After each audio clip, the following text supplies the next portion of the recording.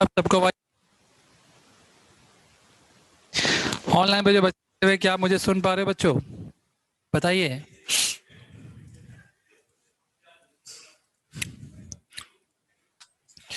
क्या आप लोग मुझे सुन पा रहे हैं? Yes sir. ठीक है। सर ये एटोमाइजर एटोमाइजर एटोमाइजर क्या होता है आपको पहले बताते हैं थोड़ा सा।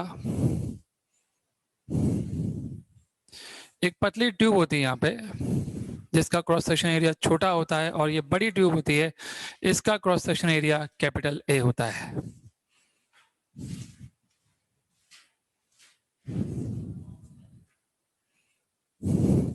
और हम क्या करते हैं, यहाँ से इसको पुश करते हैं, तो यहाँ जो हवा होती है उसकी वेलोसिटी बहुत कम होती है, लेकिन इस इलाके पर जो हवा होती है उसकी वेलोसिटी अच्छी खासी होती है। तो क्रॉस सेक्शन एरिया कम होते हैं, यहाँ पे वेलोसिटी एकदम से बढ़ जाती है। ये क्लियर है? तो इस पाइप के अंदर वेलोसिटी बहुत ज्यादा होती है। यहाँ पर एक नली होती है छोटी सी, जिसकी हाइट हम h मान सकते हैं, और बहुत छोटी हाइट होती है ये। h इज वेरी स्मॉल, हालांकि ये कुछ होता है। और ये वो फ्लूइड होता है जिसको आपको स्प्रे करना है यहाँ से। तो ये जो बॉटल के अंदर जो फ्लूइड पड़ा हुआ है, इसको अगर आपको स्प्रे करना है तो आपको करना क्या पड़ेगा? सबसे पहले इस फ्लूइड को खींचना पड़ेगा, इस पाइपलाइन तक लाना पड़ेगा, फिर हवा उसको आगे निकाल के बाहर फेंक देगी, और इसको एटोमाइजर फॉर्म में, यानी स्प्रे फॉर्म में, बिल्कुल स्प्रे फॉर्म में ये आ जाएगा। स्प्रे फॉर्म तो हवा से हो जाएगा, वो बड़ा बात नहीं है। बड़ी बात यह कि इस पानी को ऊपर कैसे उठाया जाए, यहां तक कैसे लाया जाए। तो जैसे ही आप इसको पुश करोगे, यहाँ वेलोसिटी मान लो v1 होगी, तो यहाँ पर आते आते वेलोसिटी बढ़ चुकी होगी। आपको अगर दोनों एरिया पता हो तो आप ये बता सकते हो कि उस जगह पे वेलोसिटी होगी कितनी। तो यहाँ पे वेलोसिटी कितनी होगी वो आप बता सकते हो। यहाँ पे वेलोसिटी आ जाएगी, लेट्स सपोज ये वेलोसिटी आ चुकी है। मैं इसी वेलोसिटी की टर्म में बात करूंगा कि इससे होगा क्या। इससे ये फ्लूइड ऊपर उठेगा, मैं फ्लूइड को ऊपर उठाऊंगा। क्यों उठेगा फ्लूइड ऊपर? देखिए, सोचिए, यहाँ पे जो हवा बाहर है उसका प्रेशर कितना है? पी नॉट, और उसकी वेलोसिटी कितनी है? 0। पर जो हवा यहाँ पर है उसकी वेलोसिटी कितनी है? v2, और वो काफी हाई है। इसकी तो लगभग 0 वेलोसिटी है, लेकिन इसकी अच्छी खासी। ये बड़ा एरिया है, ये छोटा एरिया है, यहाँ वेलोसिटी एकदम से बहुत बढ़ गई है। आप निकाल भी सकते हो वेलोसिटी कितनी होगी। आप हल्का सा हाथ हिलाओगे, और आपके हल्का सा हाथ हिलाने से यहाँ उसका, अगर मान लीजिए कैपिटल ए स्मॉल ए से 100 टाइम्स बड़ा है, ये पतली नली है, ये थोड़ा मोटा एरिया है, तो आप समझ सकते हो कि आपने जिस स्पीड से पुश किया होगा उसका 100 टाइम स्पीड यहाँ हो गई होगी। समझ में आ रहा है? मैं आपसे नहीं कह रहा कि आप यूथ पुश करो, आपको तो तेज पुश नहीं करना है, कोई मुक्केबाजी नहीं करनी है अपने को, अपन आराम से भी पुश करेंगे यू, तो यहाँ स्पीड बहुत हाई हो जाएगी। वहां प्रेशर पी नॉट है और वहां वेलोसिटी 0 है। यहाँ पे वेलोसिटी v2 है। आप जानते हो हॉरिजॉन्टल लेवल पे अगर वेलोसिटी अलग अलग हो फ्लूइड की, तो यहाँ पे वहां पे प्रेशर में डिफरेंस आ जाएगा। यहाँ पे जो प्रेशर होगा, मैं इसको ए पॉइंट बोल रहा हूँ, तो प्रेशर एट ए हो जाएगा P not minus row v2 square by 2, जहां पे रो होगा लिक्विड का डेंसिटी, सॉरी एयर का डेंसिटी, लिक्विड नहीं एयर। क्या आप सबको ये समझ में आ गया? यहाँ पे प्रेशर कितना होगा मैंने निकाला, यहाँ पे वेलोसिटी v2 है, वहां पे वेलोसिटी 0 है, मैंने बर्नौलिस लगाया, पहले भी बात हो चुकी है। प्रेशर कम हो जाता है, इतने से कम हो गया। जैसे यहाँ पे प्रेशर कम होगा, ये पूरी गैस है इस समय, तो ये पूरी गैस ही है, पूरी हवा ही है। यहाँ पे लिक्विड है थोड़ा सा, इसके ऊपर तो पूरा हवा ही है। तो प्रेशर सिर्फ यहाँ कम नहीं होता, पूरे इलाके में कम हो जाता है। तो जैसे ही प्रेशर कम होगा, आपका ये फ्लूइड उठेगा, क्योंकि इसको यहाँ से कौन प्रेस कर रहा है? पी नॉट, और यहाँ से कौन प्रेस कर रहा है? पी नॉट से कम प्रेशर। तो आपका फ्लूइड क्या होगा? उठेगा। फ्लूइड उठेगा, ऊपर आएगा, हाई से लो प्रेशर की तरफ चलेगा, और मैं आपको दिखाता हूँ कि फ्लूइड जो ऊपर जाएगा तो उसके बाद उसकी शक्ल कैसी होगी। ये रहा, आप देखिए, जैसे आप मुंह से खींचते हो ना, माजा माजा पिया आपने कभी? कैसे पीते हो? स्ट्रॉ से पीते हो ना? क्या करते हो आप खींचते हो, तो खींचने से क्या होता है? Any idea? ये रहा स्ट्रॉ, और माजा यहाँ तक भरा है, ये रहा माजा, यहाँ तक ही भरा है माजा भैया। तो थोड़ा फिजिक्स से सोचो, बीएससी कर रहे हो, एमएससी कर रहे हो, ऐसे सोचो, या बीई कर रहे हो ऐसे सोचो, या बीटेक कर रहे हो ऐसे सोचो। ऐसे मत सोचो से बीए कर रहे हो या बीकॉम कर रहे हो। मुंह में आ गया, कौन बोलेगा? बीए वाला। आप समझते हैं मैं क्यों डिफरेंस कर रहा हूँ? क्योंकि आप इंजीनियर बनने वाले हो, आपका सोच अलग होना चाहिए। खींचेंगे तो मुंह में आएगा, इसमें कौन सी बड़ी बात है? ये कोई बात हुई क्या? क्यों आता है मैं आपसे ये पूछ रहा हूँ, आखिर आपके ऐसे खींचने से हो क्या रहा है? आप जब कुछ नहीं कर रहे हो ना, तो यहाँ पे एटमॉस्फेरिक प्रेशर है। जैसे आप मुंह लगा के यहाँ पे ऐसे खींचते हो ना, आप यहाँ की हवा को गायब कर देते हो, यहाँ की गायब होते ही हवा, यहाँ पे प्रेशर जीरो हो जाता है, या वैक्यूम आ जाता है, एकदम लो प्रेशर। अब लो प्रेशर आने की वजह से आपका जो माजा है, यहाँ प्रेशर लो हो गया तो ये उठता है, ठीक है, और आपके मुंह में आ जाता है, जिसको आप बोल रहे थे। लेकिन उसका कारण होता है लो प्रेशर। तो जैसे ही आप यहाँ पे हवा प्रेशर कम होगा, लिक्विड उठेगा। ये लिक्विड उठ रहा है आपके सामने, रेड कलर का लिक्विड उठ रहा है भाई, ये उठा, देखो ये उठा उठा उठा उठा उठा उठ गया भैया, लिक्विड उठ गया, और लिक्विड यहाँ तक पहुंच गया। और यहाँ से पहुंचने के बाद आगे उसको धक्का मार दिया जाता है। कौन धक्का मारता है? हवा। ऑब्वियस सी बात है, जब वो यहाँ तक पहुंच जाएगा तो उसके बाद तो हवा धक्का मार देगी उसको। लेकिन हवा भी क्यों धक्का मारेगी, हवा के साथ साथ लिक्विड भी चलेगा। तो लिक्विड की वेलोसिटी अगर मुझे निकालनी है तो मुझे अब यहाँ पर भी लगाना पड़ेगा, ये रहा पॉइंट, यहाँ लिक्विड की वेलोसिटी निकालनी है मुझे, ये कितनी होगी।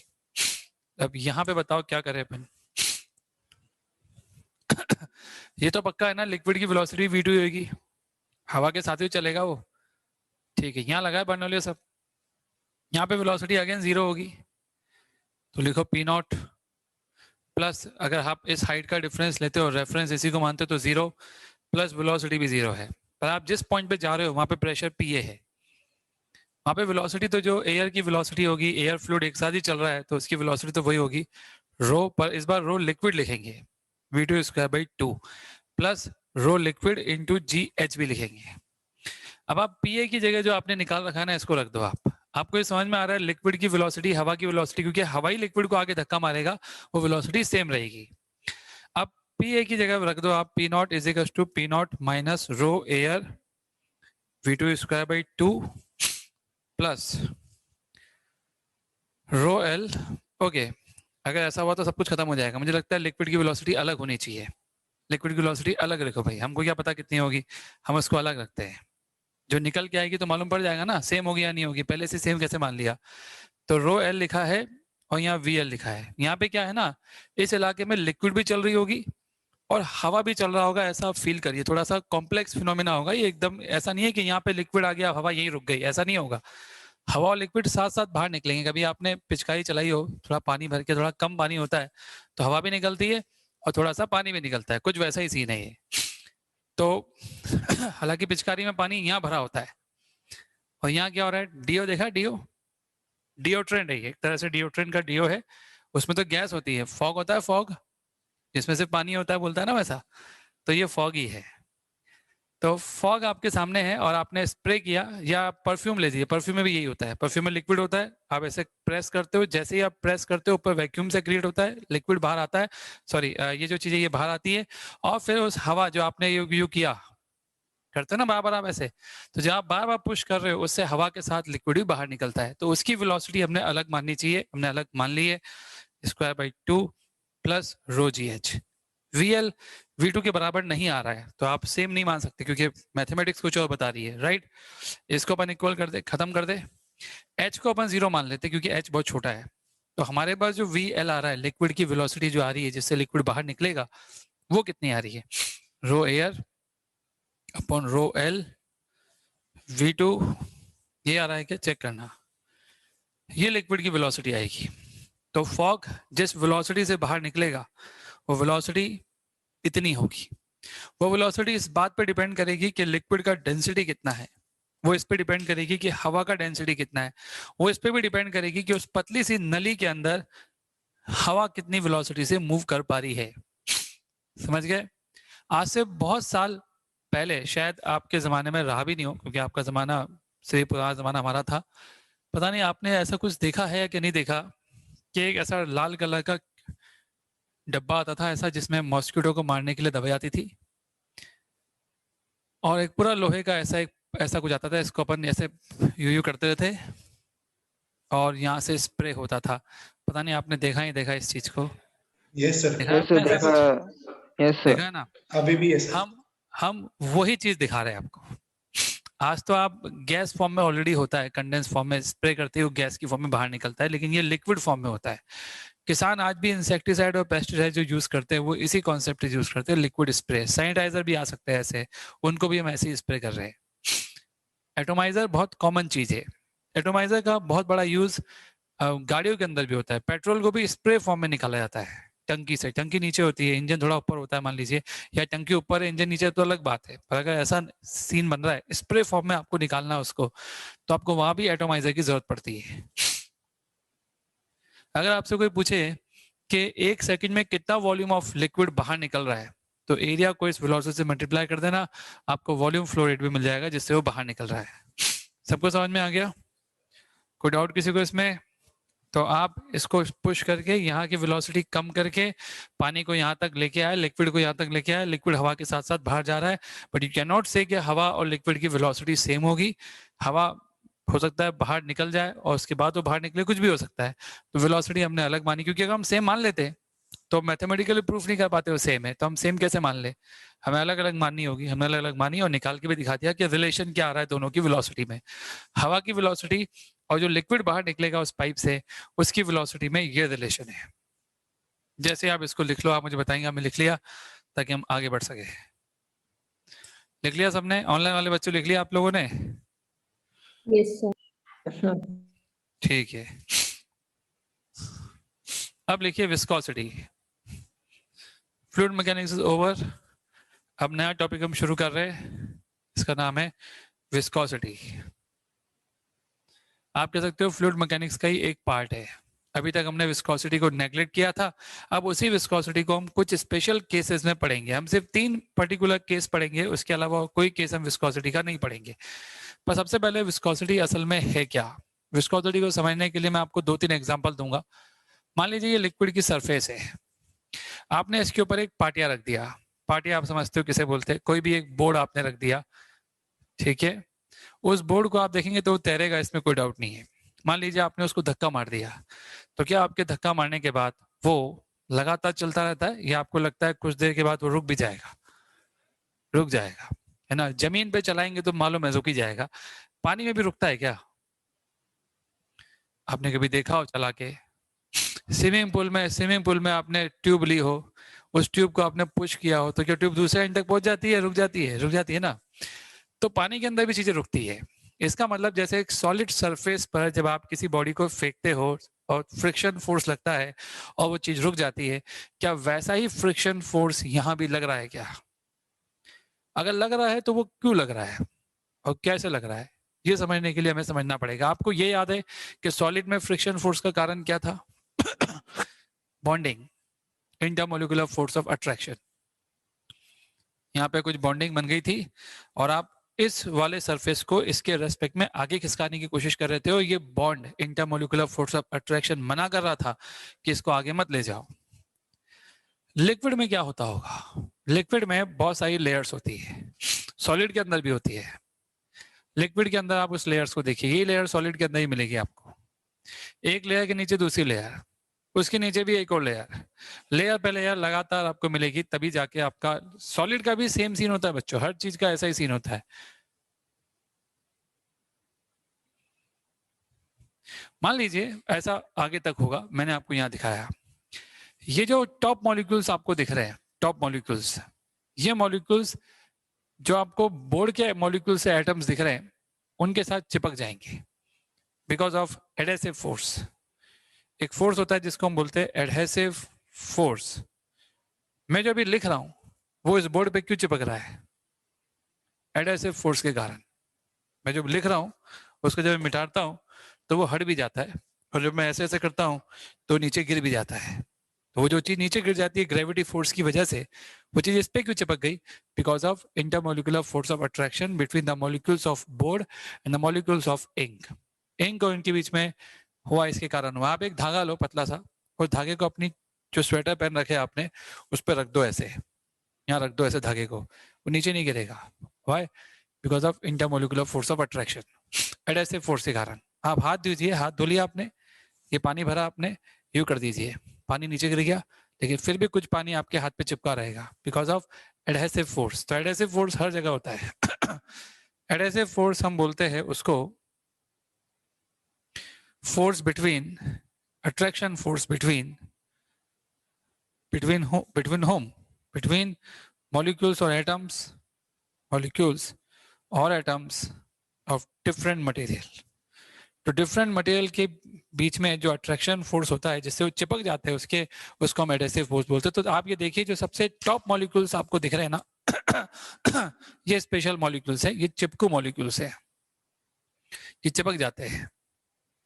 जिस सरफेस के साथ ये कांटेक्ट में आएंगे उसके चिपक जाएंगे। दूसरे मटेरियल, अगर बोर्ड का जो मटेरियल है वो अलग है, इसका अलग है, तो इनके बीच में चिपचिपाहट से आएगी और ये वाले मॉलिक्यूल्स चिपक जाएंगे। इसको हम चिपकू मॉलिक्यूल्स भी बोलते हैं, ये चिपक गए। अब जब बोर्ड आपका हल्का सा भी आगे जाएगा, लेट सपोज बोर्ड आपका इतना आगे गया और बोर्ड अब नई जगह पे यहाँ आ गया, तो ये चिपकू मॉलिक्यूल्स भी साथ साथ चलेंगे। हम चिपक गए ना, हम छोड़ेंगे नहीं आपको, तो ये साथ साथ चलने की कोशिश करेंगे। यहां से लेकर यहां तक ये आगे बढ़ गए। आपको समझाया, पहले यहाँ थे और जैसे ही आपका बोर्ड आगे गया ये चिपके हुए हैं लाइक दिस। अब जब ये हल्का सा भी आगे बढ़ने की कोशिश करेंगे, कौन, ये टॉप लेयर जब हल्का सा भी आगे बढ़ने की कोशिश करेंगे, तो जो बॉटम वाली लेयर है उनके बीच में भी एक फोर्स लग रहा है। उस फोर्स को हम बोलते हैं कोएसिव फोर्स। ये क्या होता है? Force, again attraction force between molecules or atoms of same material। Same material के मॉलिक्यूल्स और एटम के बीच का जो फोर्स होता है उस फोर्स को हम कौन सा फोर्स बोलते हैं? Cohesive force. तो जैसे ही आप इस बोर्ड को धक्का मारते हो, इसके साथ चिपके मॉलिक्यूल्स आगे बढ़ते हैं। जब वो आगे बढ़ते हैं तो नीचे वाले मॉलिक्यूल्स को लगता है ये तो हमको छोड़ के जा रहे हैं, जबकि इन लोगों का साथ 7 जन्मों का है। आप समझिए इंटरमोलिकुलर फोर्स ऑफ अट्रैक्शन है, जबरदस्त तरीके से एक दूसरे को अट्रैक्ट करे हुए। ऐसे में ये मॉलिक्यूल इसको छोड़ के दूर भागेगा, ये इसको छोड़ भागेगा, पसंद नहीं आएगा इनको, ये विरोध करेंगे। जब एक लेयर, ऊपर वाली लेयर नीचे वाली लेयर को छोड़ करके उससे आगे निकलने की कोशिश करेगी, तो because of intermolecular force of attraction they will oppose their relative motion. तो ये वाली लेयर एक तरह से उस वाली लेयर को आगे बढ़ने से रोकेगी, और रोकने के लिए वो क्या लगाएगी? एक फोर्स। किस पर? टॉप लेयर पर। ये रहा फोर्स का डायरेक्शन इस तरफ, क्योंकि वो इधर जा रहा है तो रोकने के लिए इधर फोर्स लगेगा। समझ में आ गया? वैसे ये फोर्स लगा तो टॉप लेयर पर है, पर टॉप लेयर किस पे चिपकी हुई है? आपकी जैकेट को खींचेंगे तो आप भी खींचे आओगे ना, क्यों? क्योंकि आप जैकेट से अटैच हो।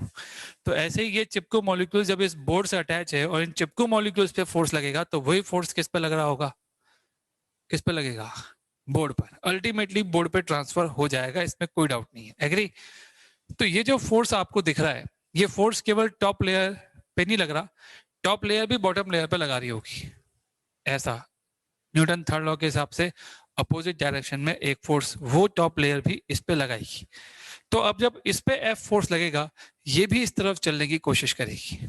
आप जब टॉप लेयर को अपने साथ ले जाओगे तो ऐसा नहीं है कि सिर्फ टॉप लेयर आगे मूव करेगी बाकी सब देखते रहेंगे, नहीं, ऐसा नहीं होगा। इन पे भी तो फोर्स लगेगा ना। तो इसकी वजह से ये भी हल्का सा मूव करने की कोशिश करेगी। जब ये मूव करने की कोशिश करेगी तो इसको भी विरोध का सामना झेलना पड़ेगा।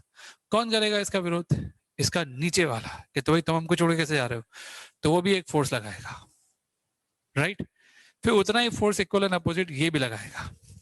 फिर जब ये आगे बढ़ने की कोशिश करेगा तो इसको भी रोकने के लिए कोई फोर्स लगाएगा, ये भी उतना ही फोर्स इस पे लगाएगा। फिर इसको रोकने के लिए फोर्स लगाएगा, उतना ही। आप कह सकते हो कि हर एक के बाद दूसरी लेयर एक दूसरे पे क्या लगाएगी? फोर्स। और ये फोर्स किस लिए लग रहा है? क्योंकि ये लेयर्स एक दूसरे के रेस्पेक्ट में क्या करना चाहती है? रिलेटिव डिस्प्लेसमेंट करना चाहती है।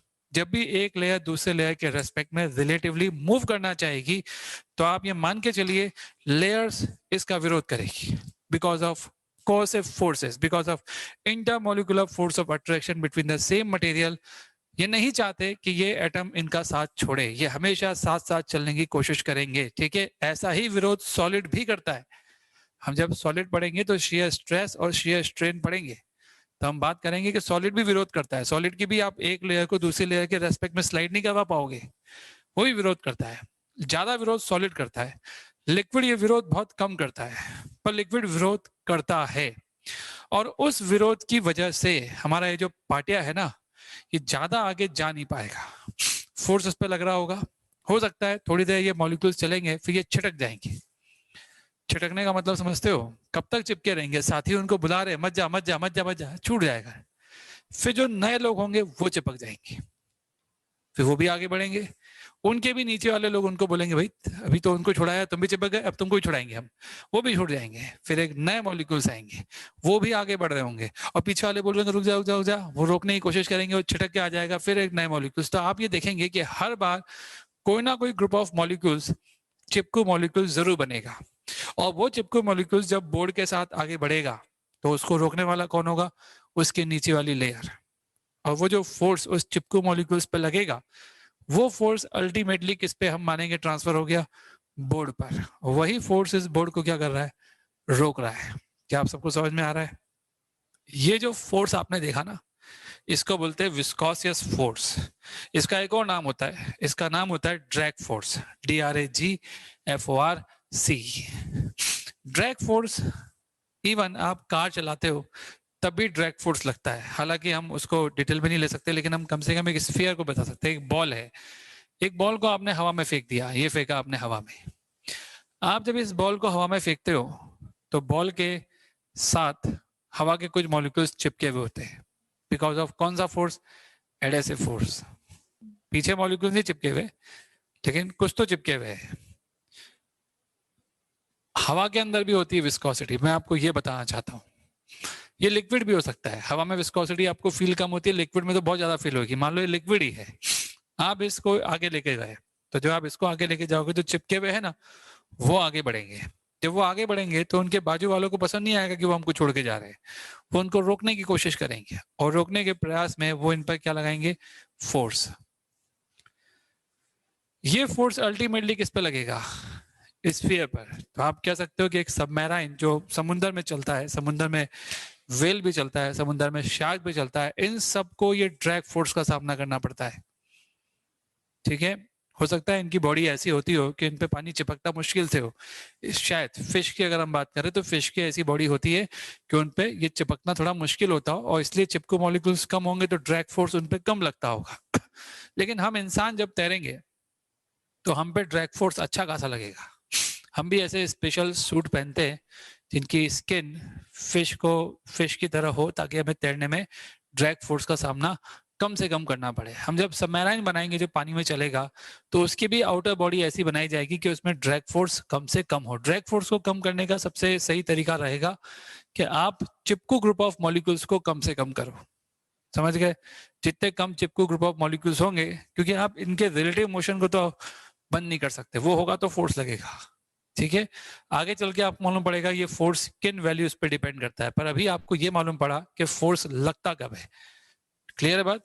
ये फोर्स कौन सा फोर्स कहलाता है? विस्कोसियस फोर्स। आप कोई भी चीज किसी लिक्विड में या एयर में चलाओगे, ऐसे विस्कोसियस फोर्स हमेशा लगेंगे ही लगेंगे, चाहे वो एयर हो या लिक्विड हो। सबके अंदर ये प्रॉपर्टी होती है कि वो विरोध करती है किस चीज का? Relative motion between the adjacent layer का। और उस विरोध के चलते कोई भी चीज जब उस लिक्विड में चलेगी तो उस चीज पर क्या लगेगा? एक फोर्स। सबको क्लियर है बात? तो लिखिए आप डायलॉग कुछ। ऑयल, हाँ आप ऑयल लगा सकते हो, लगाते ही है। आप अगर देखेंगे तो इस जो मछली का जो स्किन होता है, कभी आपने देखा हो, बहुत ऑयली टाइप होता है ना, वो इसीलिए होता है ताकि पानी कम से कम चिपके उस पर। ये जरूरी है। हमारी बॉडी में भी पानी कम चिपकता है, लेकिन तो भी उसके मुकाबले ज्यादा चिपकता है। आप अपनी हाथ धो के देख लो ना, आपका पानी रहेगा, आपको नैपकिन से पोंछना पड़ेगा उसको। अपने आप तो सूखने, इवेपोरेशन से भी हट सकता है, लेकिन ऐसा नहीं है कि हाथ डाला बाहर निकाला पूरी पानी आपका सूख गया हो, ऐसा नहीं होगा। रेनकोट टाइप का मटेरियल हो तो हो जाएगा। रेनकोट टाइप का मटेरियल की क्या खास बात होती है? वो सूख जाता है फटाफट, आप हाथ डालो बाहर निकालो सारा पानी गायब हो जाएगा। तो ऐसे मटेरियल तो हम बना सकते हैं। सर ये हाइट पे डिपेंड करता है सर। क्या बोलो, लिखाओ मैं आपको कुछ बातें अब? सर ये हाइट पे डिपेंड करता है। क्या किस पे डिपेंड करेगा? हाइट सब पे डिपेंड करेगा, आपके सरफेस एरिया तक पे डिपेंड करेगा। ये कितना बड़ा एरिया है, जितना बड़ा एरिया होगा ना, चिपकू मॉलिक्यूल्स उतने ही ज्यादा होंगे। मान लीजिए स्फीयर का रेडियस बहुत बड़ा है, तो मान के चलो उस पर विस्कोसियस फोर्स बहुत ज्यादा होगा। मान लो आपका ये पार्टिया बहुत लंबा चौड़ा है, उसका एरिया बहुत बड़ा है, तो चिपकू ग्रुप ऑफ मॉलिक्यूल ज्यादा होंगे। तो ये अंडरस्टूड है कि उस पर डिपेंड करेगा। दूसरा, ये इस पे भी डिपेंड करेगा कि ये कितनी वेलोसिटी से भाग रहा है। अगर आप ज्यादा वेलोसिटी से भाग रहे होंगे तो आप इनके बीच में रिलेटिव मोशन भी बहुत ज्यादा कर रहे होंगे। जब रिलेटिव मोशन बहुत ज्यादा कर रहे होंगे तो विरोध भी ज्यादा होगा। फिर किसी को ज्यादा परेशान करोगे तो वो आपको थप्पड़ ही मार सकता है, और किसी को हल्का हल्का परेशान करोगे, तारे यार चुप हो जाए यार, ऐसे तो बोलेगा ना, थप्पड़ कब मारेगा, कुछ ज्यादा ही परेशान कर दोगे, तो नहीं करना चाहिए परेशान किसी को, राइट, थोड़ा थप्पड़ खाना पड़ेगा आपको। तो यहाँ पे यही कंसेप्ट है कि जितनी ज्यादा वेलोसिटी होगी, ड्रैग फोर्स क्या होगा, उतना ही ज्यादा होगा, विस्कोसियस फोर्स भी उतना ही ज्यादा होगा। कितना होगा वो आपको बताएंगे कुछ स्पेशल केसेस में। हमारे पास सिर्फ 3 केसेस है विस्कोसिटी के, बहुत सारे मॉडल आते हैं। आप जो एरोप्लेन की डिजाइन होती है उस पर एक मॉडल बनाया जाता है कि ये एरोप्लेन की डिजाइन ऐसी है, ऐसी डिजाइन करेंगे तो कितना विस्कोसियस फोर्स उस पर लगेगा। पर हम केवल कौन से मॉडल पढ़ेंगे, 3। एक मॉडल होगा ये वाला पाटिया मॉडल, दूसरा होगा स्फीयर मॉडल, और तीसरा होगा पाइप मॉडल। ओनली 3 मॉडल आपके सिलेबस में है, तीसरा तो है भी नहीं, लेकिन हम पढ़ेंगे। हम सिर्फ इन 3 मॉडल में समझेंगे कि विस्कोसियस फोर्स कितना होता है। शिप पे विस्कोसिटी का लगता है, असर होता है, सबमरीन शिप सब पे विस्कोसियस फोर्स लगता है, एरोप्लेन जो आसमान में उड़ रहा है उस पर भी विस्कोसियस फोर्स लगता है, और इस चीज को काउंट करना पड़ता है डिजाइनिंग के दौरान कि ऐसी डिजाइनिंग करो कि विस्कोसियस फोर्स कम से कम हो। अंतरिक्ष से कोई चीज आती है, उल्का पिंड जिसको हम बोलते हैं, उस पर भी विस्कोसियस फोर्स लगता है, उससे तो वो गर्म हो जाता है, इतनी ज्यादा विस्कोसियस फोर्स का वर्कडन होता है कि वो जल जाता है, आग बरसती है आग। समझ में आ रहा है मैं क्या कर रहा हूँ, मैं हवा की बात कर रहा हूँ। हवा में जब उल्का पिंड आएगा ना एटमॉस्फेयर में, तो वो इतनी हाई स्पीड से आता है कि जब वो अंदर आता है, और बड़ा भी होता है बहुत, जब बड़ा होता है सरफेस एरिया बड़ा हो गया उसका, चिपको ग्रुप ऑफ मॉलिक्यूल्स बहुत सारे, वेलोसिटी काफी हाई है, तो उस पर जो विस्कोसियस फोर्स लगता है, उसका जो वर्कडन होता है वो बहुत ज्यादा होता है। विस्कोसियस फोर्स एक तरह का नॉन कंजर्वेटिव फोर्स है। अगर इसने नेगेटिव वर्कडन किया तो ये आपकी मैकेनिकल एनर्जी को खत्म करेगा, लेकिन ये उसको किस में कन्वर्ट करेगा, हीट में। जितना नेगेटिव वर्कडन ये करेगा वो सब किस में जाएगा, हीट में। और अगर बहुत ज्यादा वर्कडन इसने किया तो इतना हीट डेवलप होगा कि जो उल्का पिंड आपका आ रहा होगा धरती की सरफेस पर, वो लाल हो जाएगा, गर्म हो जाएगा बहुत ज्यादा। हो सकता है इतना गर्म हो जाए कि वो हवा में वेपोराइज हो जाए, पॉसिबल है, ये भी पॉसिबल है। आगे सबको समझ में। लिखिए आप, whenever there is a relative motion, whenever there is a relative motion between adjacent layer of fluid, whenever there is a relative motion between adjacent layer of fluid, whenever there is a relative motion between adjacent layer of the fluid, then layers oppose the relative motion between them by exerting tangential forces, by exerting tangential forces, by exerting tangential forces. This tangential force is known as viscous force or drag force. These tangential force is known as viscous force and drag force. Property of opposing relative motion. Property opposing relative property of opposing relative motion is known as viscosity. Liquid and gas both have this property. Liquid and gas both have this property. बच्चों liquid और gas दोनों में ये property होती है, ये एक खास बात है कि लिक्विड और गैस दोनों के अंदर ही ये प्रॉपर्टी होती है।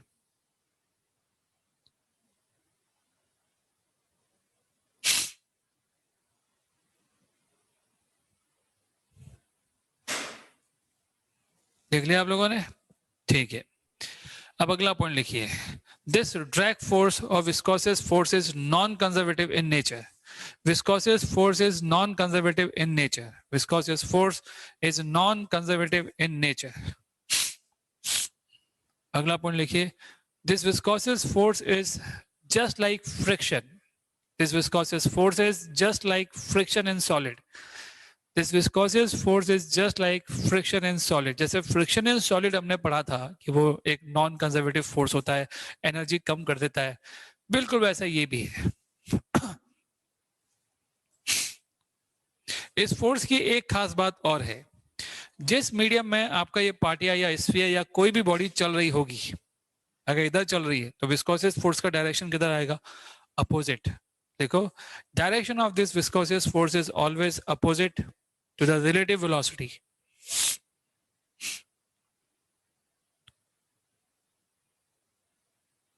ठीक है, नेक्स्ट पॉइंट लिखिए, on increasing the temperature, on increasing the temperature, viscosity of liquid decrease. On increasing the temperature, viscosity of liquid decrease. Viscosity of liquid decrease. However, viscosity of gas, या viscous property of gas increase. तो विरोध करने की जो capability है high temperature पर liquid की तो कम हो जाती है, लेकिन गैस की क्या हो जाती है, बढ़ जाती है।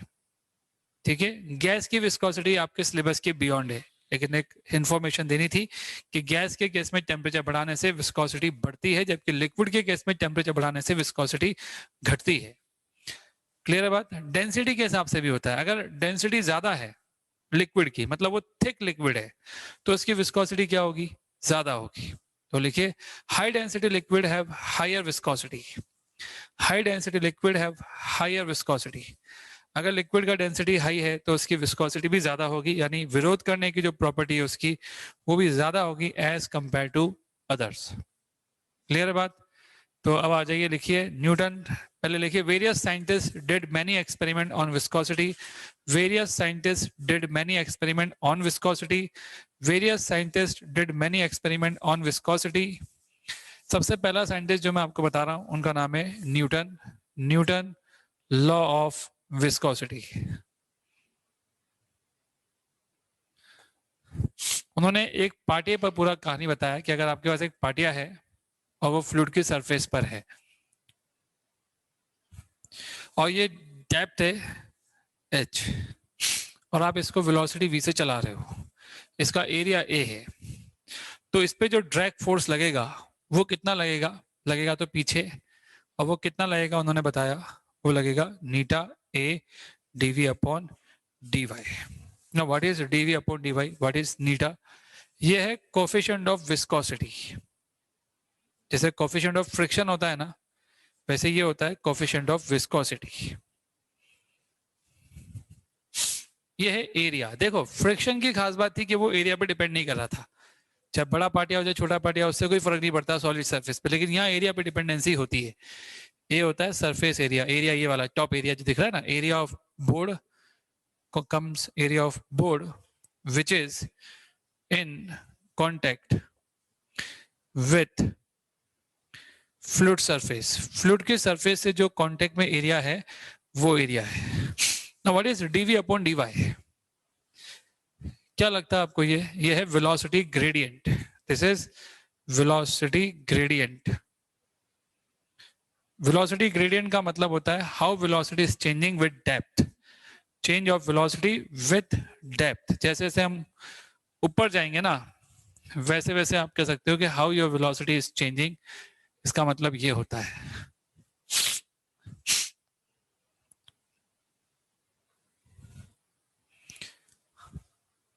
ये आपका वाई एक्सिस मान लेते हैं अपन, ये 0 है, और जैसे जैसे ऊपर जा रहे हैं how velocity is changing of different layer.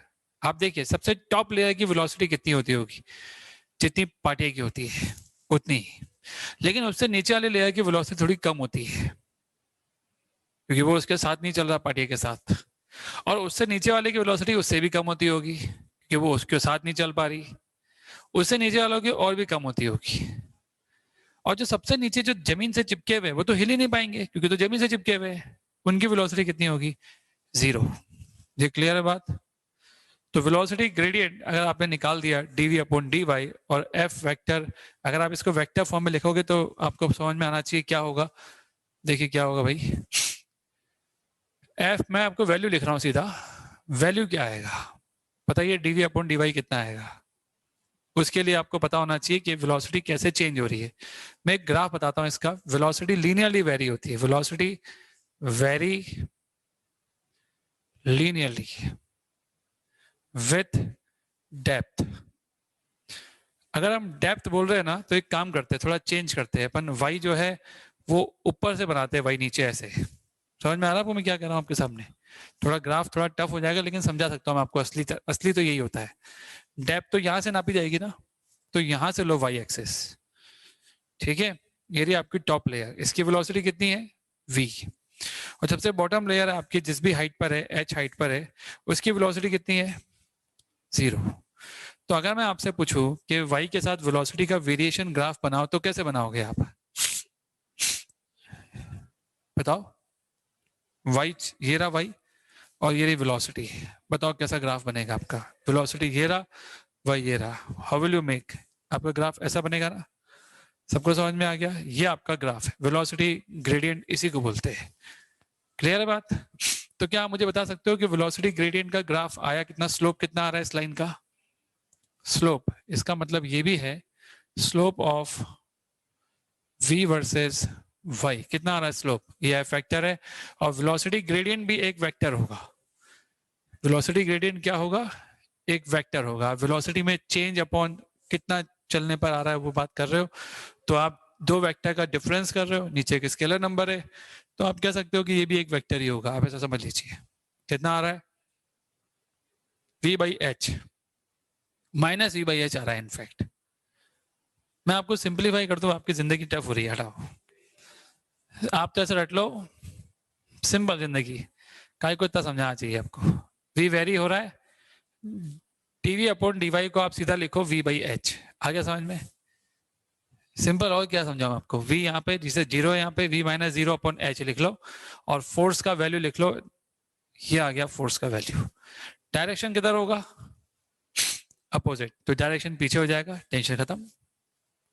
कोई डाउट किसी को इसमें, ये रहा पाटिया जा रहा है ऐसे।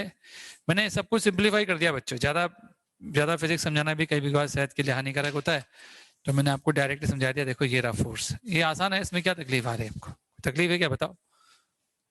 हाँ, अगर मैं आपसे बोलूं कि मेरे पास दो पार्टियां हैं, देखो पार्टियां ये रहा, अब वी हैव टू पार्टियां, और ये भी चल रहा है v से, ये चल रहा है 4v से। अब कोई मुझसे पूछे कि ऊपर वाले पे बताओ कितना ड्रैग फोर्स लग रहा है, तो अगर मैं ये हाइट भी आपको दे दूं कि ये हाइट h है, एरिया भी a दे दिया मैंने आपको टॉप सरफेस का, बताओ कितना फोर्स लगेगा ऊपर वाले पर। आप ऐसा सोचो कि सबसे ऊपर वाला और सबसे नीचे वाले की वेलोसिटी देखो, इसकी वेलोसिटी कितनी होगी सबसे लोवेस्ट लेयर की, बताओ v, बटे चल रहा है भाई तो v होगी, और सबसे ऊपर वाले लेयर की वेलोसिटी कितनी होगी 4v होगी। अगर आप ग्राफ बनाओगे तो वो स्ट्रेट लाइन तो बनेगा, लेकिन इस बार 0 पे खत्म नहीं होगा जैसे भी बनाया था मैं। तो इस बार वेलोसिटी ग्रेडियंट कितना आएगा, वेलोसिटी ग्रेडियंट का मतलब है उस हाइट में वेलोसिटी का चेंज निकालो और अपॉन h कर दो। आप रिलेटिव वेलोसिटी निकाल लो, बताओ क्या करूं मैं, 4v माइनस v कर दूं, तो dv अपॉन dy आएगा 4v minus v upon h, कितना आ गया 3v अपॉन h। ये सबको समझ में आ गया। आप चाहो तो इसे रोक दो, इसके फ्रेम में वो कितना चलेगा 3v से, तो 3v अपॉन h हो गया। अब तो समझ में आया, कोई तो तरीके समझ में आ रहा होगा। तो बताओ फोर्स कितना आएगा, कितना लगेगा इस पर, इस तरफ। अगर मैं आपसे इस पे फोर्स पूछता तो कितना आता, नीचे वाले पर। अभी तो आपने ऊपर वाले पे निकाला ना, अब जरा नीचे वाले पे निकालते हैं। ये 4v से चल रहा है और ये v से चल रहा है, अब मुझे इस पे फोर्स निकालना है, तो मेरी डेप्थ यहां से नापी जाएगी, यूं जाऊंगा मैं, तो वेलोसिटी चेंज निकालो आप फटाफट, कितना आएगा v minus dv upon dy निकालेंगे ना अपन, जिस पे फोर्स निकालना है उसकी वेलोसिटी माइनस दूसरे वाले साइड की वेलोसिटी अपॉन h, कितना आ रहा है, ठीक है। ये प्लस में नहीं आ रहा, ये माइनस में आ रहा है। अगर ये प्लस में आता तो फोर्स वाकई में मैं पीछे की तरफ दिखाता, एग्री। अगर आप ये सोचो कि उसको रोक दो, इसकी वेलोसिटी अगर इस तरफ आती है तो मैं फोर्स किधर दिखाता, पीछे, लेकिन इसकी वेलोसिटी किधर आ रही है, थोड़ा आपको फील कराते हैं, जो लेयर होगी ना उसकी शक्ल ऐसी हो जाएगी, थोड़ा जो फ्लूइड होगा ना अंदर वो ऐसी शेप में आ जाएगा, ऊपर वाले आगे निकल गए, पीछे वाले थोड़ा पीछे रह गए, ये शक्ल बनेगी। अब समझ में आ रहा है। तो अब आप मुझे बताओ कि जो इसके नीचे वाले लोग हैं उनके रेस्पेक्ट में ऊपर तो आगे निकल गया ना, तो फोर्स का लगेगा पीछे, लग गया भाई इस पे, तो पीछे लग गया, लगा के दिखा भी दिया था मैंने आपको। अब जरा इसको देख के बताना, देखना भाई, ये एक लेयर है, इससे ऊपर लेयर बना रहा हूं मैं आपके सामने। ये बताओ ब्लैक वाली लेयर ब्लू वाली लेयर से आगे कौन चल रहा है? ब्लू वाला। तो ब्लू वाले पे किधर फोर्स लगाएगा? ब्लैक वाला। ब्लैक वाला ब्लू वाले पे किधर फोर्स लगाएगा? रोकने की कोशिश करेगा, पीछे लगाएगा ना। तो पीछे लगा दिया। ये किसने लगाया? ब्लैक वाले ने। किस पे लगाया? ब्लू वाले पे। तो ब्लू वाले ने क्या किया होगा? आगे फोर्स लगाया होगा। वही तो मैं समझाया था आपको कि फोर्स आगे आएगा। अब आपको बहुत टेक्निकली समझा दिया मैंने। आपको सबको समझ आ रहा है क्या करा अपन ने?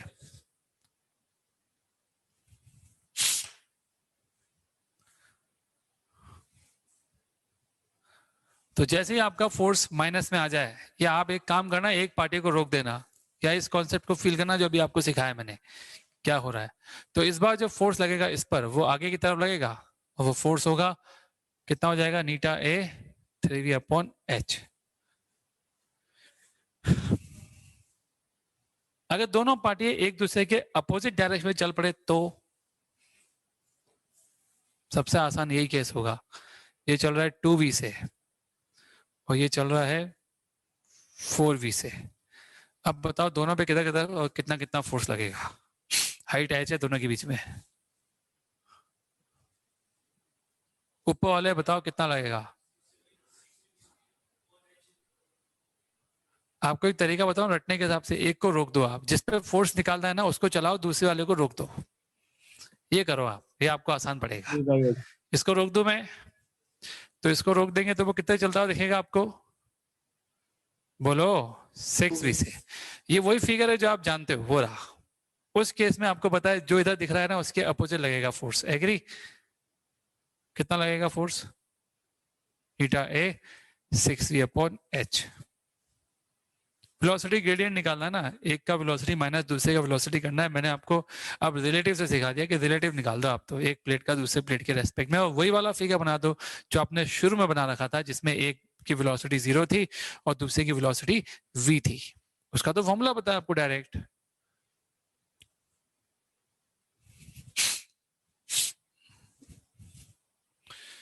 नीचे वाले बताओ कितना फोर्स लगेगा और किधर लगेगा? नीचे वाले पे किधर और कितना लगेगा? इसको रोक दोगे तो नीचे वाला इस तरफ जा रहा होगा, तो इस पे फोर्स का लगेगा आगे की तरफ। और कितना लगेगा? सेम नीटा ए 6v/h। सबको समझ में आ गया? तो पार्टी पर इस तरह से आप अलग अलग केसेस में क्या निकाल सकते हो? फोर्स। एक और केस बनाते हैं जिसमें पार्टी की दोनों सरफेस पे ड्रैग फोर्स लगेगा।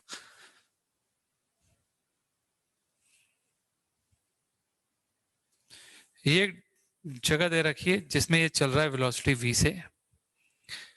यहां से यहां तक की हाइट h1 है और यहां से यहां तक की हाइट h2 है, और इसका जो एरिया है वो a है। आपको बताना है कि इस पे टोटल ड्रैग फोर्स कितना लगेगा। अब क्या आपको लगता है ग्रुप ऑफ मॉलिक्यूल जो चिपकेंगे वो दो सरफेस पे चिपकेंगे, ऊपर भी और नीचे भी? नहीं लग रहा आपको? जो ऊपर वाली सरफेस पे चिपकेंगे वो एक ड्रैग फोर्स लगाएंगे, ये रहे मॉलिक्यूल्स जो चिपकेंगे, ये सब मिलकर लगाएंगे, और ये भी लगाएंगे। तो इन दोनों के ड्रैग फोर्स बताओ अलग अलग कितने कितने आएंगे? पहले तो इनका बता दो। यहाँ तो वेलोसिटी ग्रेडियंट कितना होगा यहाँ से यहाँ तक? v/h। तो कितना आ जाएगा फोर्स? नीटा ए v/h2। आया समझ में? और यहाँ पे कितना लगेगा? नीटा ए v/h1। लिख लो आप फटाफट इन सब चीजों को, और जैसे लिख लो मुझे बताना आपने लिख लिया।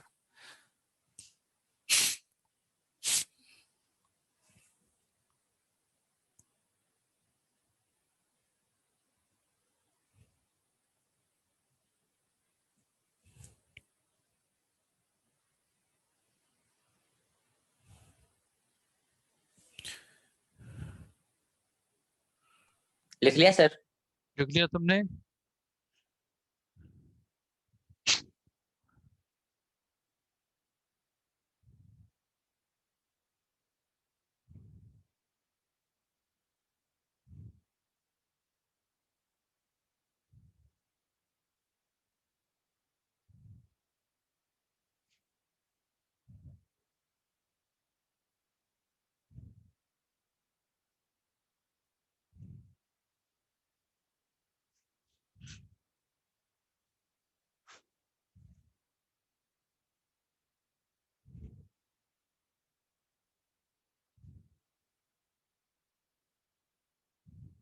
Done sir. समय लिख लिया, आगे बढ़े फिर अपन। Yes sir. आपको सवाल लेते हैं इस पर। पहला सवाल जो मैं आपसे पूछने वाला हूं वो सवाल है, ये एक इंक्लाइन प्लेन आपको दे रखा है थीटा। थीटा आपको गिवन नहीं है। ये एक ब्लॉक आपको दे रखा है और ये ब्लॉक में यहाँ पर एक फ्लूइड है, इस फ्लूइड के ऊपर चल रहा है ये फ्लूइड। इस फ्लूइड के बीच की हाइट भी आपको दे रखी है h। कोफिशिएंट ऑफ विस्कोसिटी भी आपको गिवन है। क्यूब का भी साइड आपको दे रखा है, क्यूब ऑफ साइड a। इसका मास भी नहीं दे रखा, डेंसिटी दे रखी है इसकी, डेंसिटी भी आपको दे दी इसकी रो। मेरा आपसे सवाल क्या है? मेरा आपसे सवाल ये है कि ये क्यूब को जो हमने रिलीज किया ये कांस्टेंट वेलोसिटी से नीचे आ रहा है, तो आपको बताना है वो एंगल थीटा कितना होगा जिसकी वजह से ये कांस्टेंट वेलोसिटी से आ रहा है। ग्रेविटी तो होगी, ऑब्वियस सी बात है, वरना नीचे कैसे आएगा वो। Determine the value of theta so that after release this cube will come with a constant velocity.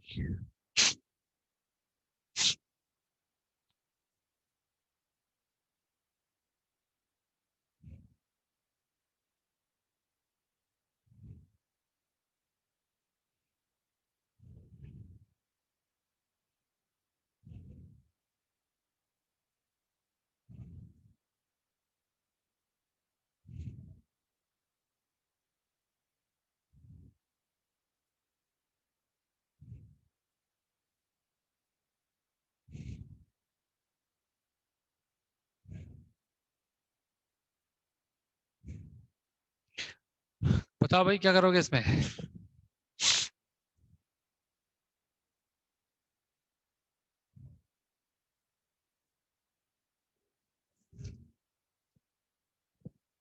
h liquid का थिकनेस है जिसकी जरूरत पड़ेगी आपको। भाई इसमें कौन कौन से फोर्स लग रहे हैं? एक लग रहा है mg sin थीटा और दूसरा लग रहा है ड्रैग फोर्स। और अगर आप ये कह रहे हो कि ये कांस्टेंट वेलोसिटी से आ रहा है तो इसका एक्सेलरेशन कितना होना चाहिए? 0। बस तो क्वेश्चन खत्म करो। m की जगह लिखो रो a क्यूब, मास हो गया, into g into sine theta, minus drag force का तो फॉर्मूला आपको पता ही है। अच्छा एक मिनट, मैंने आपको इसकी वेलोसिटी नहीं बताई ना, वो भी लिखी। It is moving with constant velocity v। अब सॉल्व कर लो इसको आप। इसकी वेलोसिटी भी देनी पड़ेगी वरना क्वेश्चन नहीं हो पाएगा। तो एक सिली मिस्टेक क्वेश्चन में हो गई थी, इसकी वेलोसिटी भी गिवन है। अब तो हो जाएगा ना। अब तो आपको क्या करना है, ड्रैग फोर्स को लिखना है rho a v by h is equal to 0। यहाँ से थीटा निकल जाएगा, सिंपल। अगर आपको याद ही नहीं है ये फॉर्मूला कि ड्रैग फोर्स कोई चीज होती है तो आप ये सवाल कर भी नहीं पाओगे। तो ये सवाल करने के लिए आपको क्या याद होना चाहिए पहले से ही कि ड्रैग फोर्स नाम की कोई चीज होती भी है। चलिए ड्रैग फोर्स का एक टफ सवाल लेते हैं, ये तो आसान सवाल था। बोलो। डेंसिटी बढ़ाने से ड्रैग फोर्स या विस्कोसिटी बढ़ जाती है। कोफिशिएंट ऑफ विस्कोसिटी जो है वो ड्रैग फोर्स को, वो डेंसिटी बढ़ाने से बढ़ जाती है। शहद देखा है, शहद बहुत गाढ़ा होता है ना, उसकी विस्कोसिटी बहुत ज्यादा होती है। चलिए बच्चों अगला सवाल आपके लिए। अगला सवाल जो है वो ये है कि आपके पास एक सिलेंडर है, वो ओमेगा से गोल गोल घूम रहा है, या यूं कह दीजिए कि t इज इक्वल टू 0 पे उसका ओमेगा आपको मालूम है कितना है, ओमेगा नॉट है। ये इस समय का ओमेगा है, ठीक है।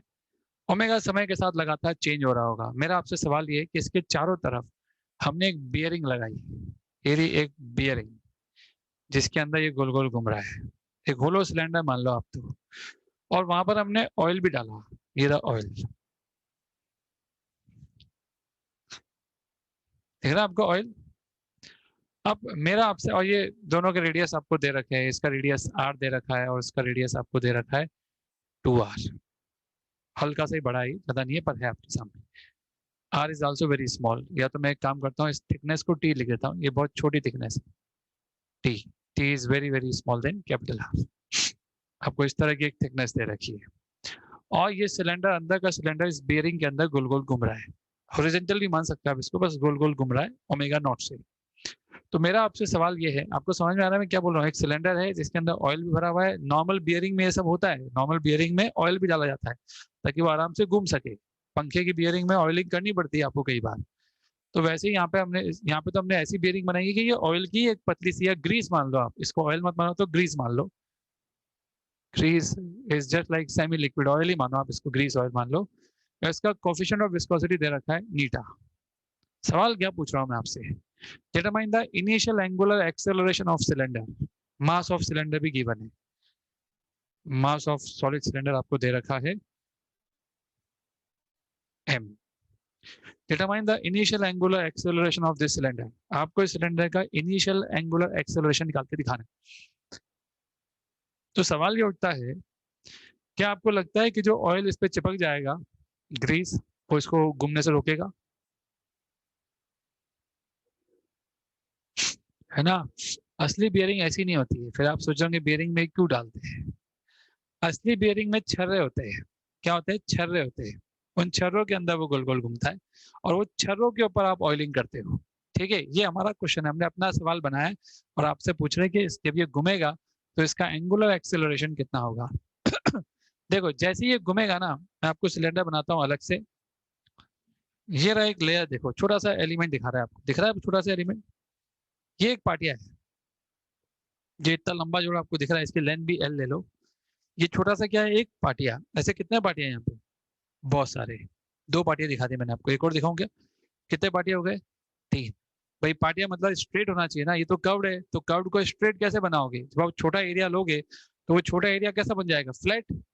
तो मैंने एक फ्लैट बना दिया, ये एक स्ट्रिप बनाई मैंने जो कि ऑलमोस्ट फ्लैट स्ट्रिप मानी जा सकती है, इसमें कोई डाउट नहीं है। मैं आपसे एक सवाल पूछता हूँ, ये फ्लैट स्ट्रिप की वेलोसिटी आपको पता है कितनी है? Omega R. इनिशियल तो ओमेगा नॉट आर है, एग्री? इस पूरे पार्टिया की वेलोसिटी कितनी है? Omega not R. यहाँ समझो ये पार्टिया, ये रहा ये पार्टिया, और इसकी वेलोसिटी आपको मालूम है। इसके सामने जो दिख रहा है उसकी वेलोसिटी कितनी है? 0। तो बताओ वेलोसिटी ग्रेडियंट कितना आ रहा है? इसकी वेलोसिटी ओमेगा नॉट आर है, इसके चारों तरफ आपने फ्लूइड भर रखा है ना, तो जहां तक आपने फ्लूइड भरा है उसके सामने की वेलोसिटी कितनी है? 0 है कि नहीं? तो वेलोसिटी ग्रेडियंट कितना आ रहा है? Omega not R upon H. ये वेलोसिटी ग्रेडियंट है। ओमेगा नॉट आर तो अंदर वाले की वेलोसिटी हो गई, बाहर वाले के पास कोई वेलोसिटी नहीं है, एच की जगह टी आएगा। सॉरी, टी दे रखा था मैंने यहाँ पे, तो टी आएगा। समझ में आ गया? इस वेलोसिटी ग्रेडियंट की वजह से इस पार्टी पे कितना फोर्स लगेगा? पीछे की तरफ टेंजेंशियल फोर्स होगा ये। तो हर पार्टी पे कौन सा फोर्स लग रहा है? एक टेंजेंशियल फोर्स लग रहा है ना। इस टेंजेंशियल फोर्स का टॉर्क निकालो आप। टॉर्क इज एक्सिस के अबाउट फोर्स इनटू आर। तो पहले तो मैं फोर्स लिखता हूँ, डीएफ आ जाएगा नीटा, छोटा सा एरिया लिया मैंने, ये आ गया अपने पास फोर्स। इस फोर्स का टॉर्क निकालते हैं, torque DF into R. Capital R से मल्टीप्लाई करेंगे, एक्सिस के अबाउट टॉर्क भी आ जाएगा। नहीं समझे आप? ये डीएफ, डीएफ का आपको इस एक्सिस के अबाउट टॉर्क निकालना है।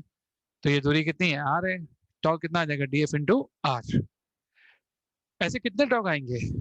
बहुत सारे। तो टोटल टॉर्क निकालने के लिए आपको समीशन ऑफ डीएफ आर करना पड़ेगा। वैल्यू रखो आप सबकी पहले तो। समीशन ऑफ डीएफ कितना है?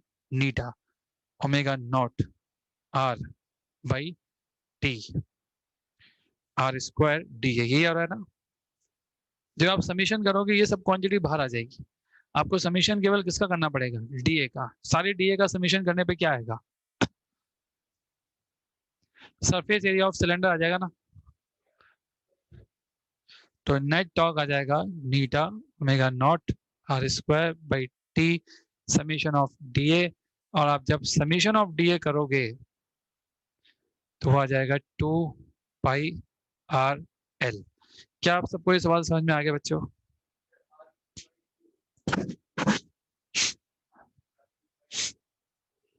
आर क्यूब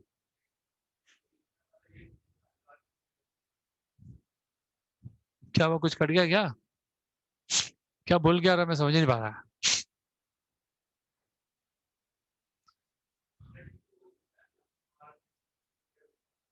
टी अगर बहुत छोटा है तो आर बाई टी इनफाइनाइट आ जाएगा।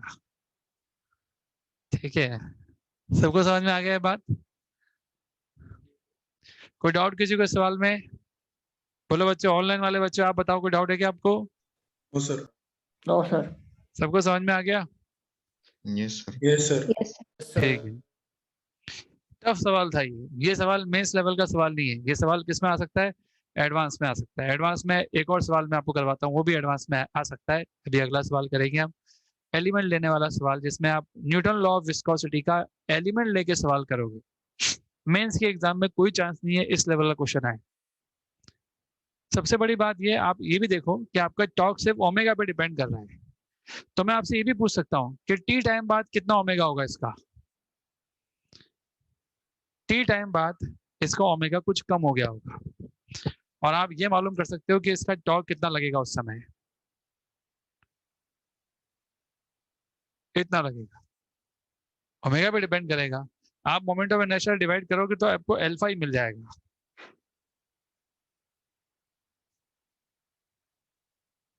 तो ये अल्फा का डायरेक्शन ओमेगा के अपोजिट आएगा, क्योंकि टॉर्क के अपोजिट आ रहा है। तो ओमेगा लगातार क्या होगा? चेंज होगा। और कोई मुझसे ये पूछ ले कि टी टाइम बाद कितना ओमेगा होगा, तो मुझे उस अल्फा को बराबर लिखना पड़ेगा minus D omega by D T के, और फिर मैं डी ओमेगा भी निकाल सकता हूँ, और फिर मैं इंटीग्रेशन करके ओमेगा भी निकाल सकता हूँ आफ्टर सम टाइम। एग्जामिनर चाहे तो क्या नहीं कर सकता, मैं आपको ये बता रहा हूँ, वो कुछ भी कर सकता है। ठीक है। वो आपसे ये भी पूछ सकता है कि किस रेट से इसमें हीट डेवलप हो रही है। अभी गोल गोल घूम रहा है, तो हर टाइम हीट डेवलप हो रही है इसमें, तो हीट डेवलपमेंट रेट क्या है?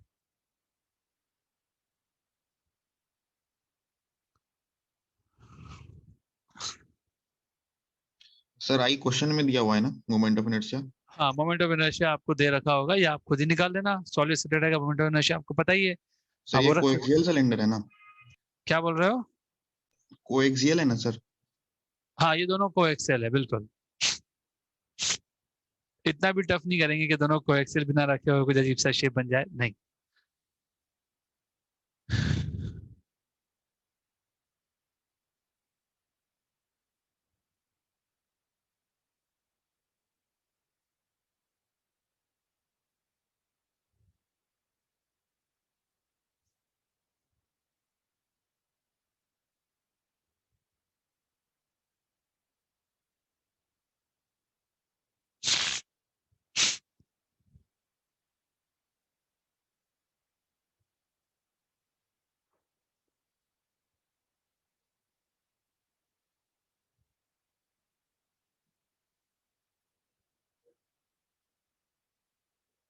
देख लिया आप सब लोगों ने? Yes sir. आगे बढ़ा जाए।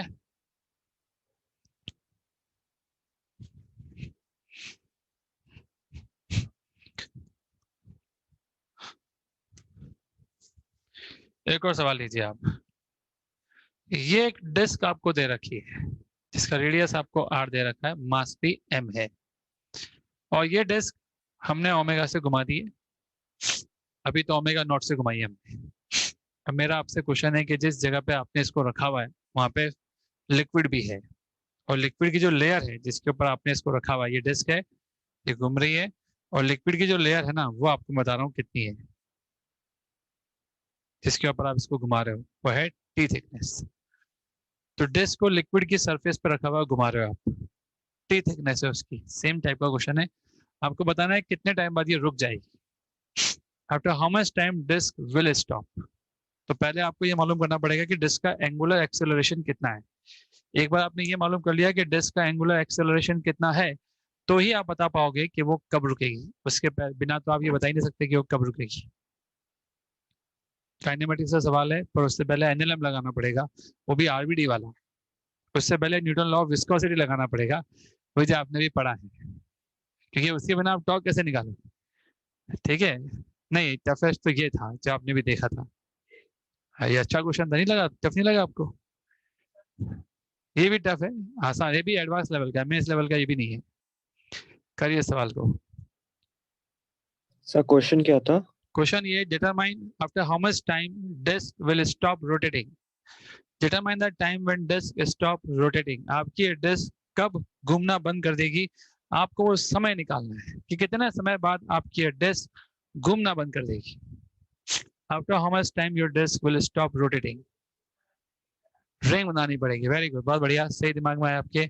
देखो, रिंग की जगह पहले मैं आपको एक छोटा सा पाटिया बना के दिखाता हूँ। ये रहा पाटिया।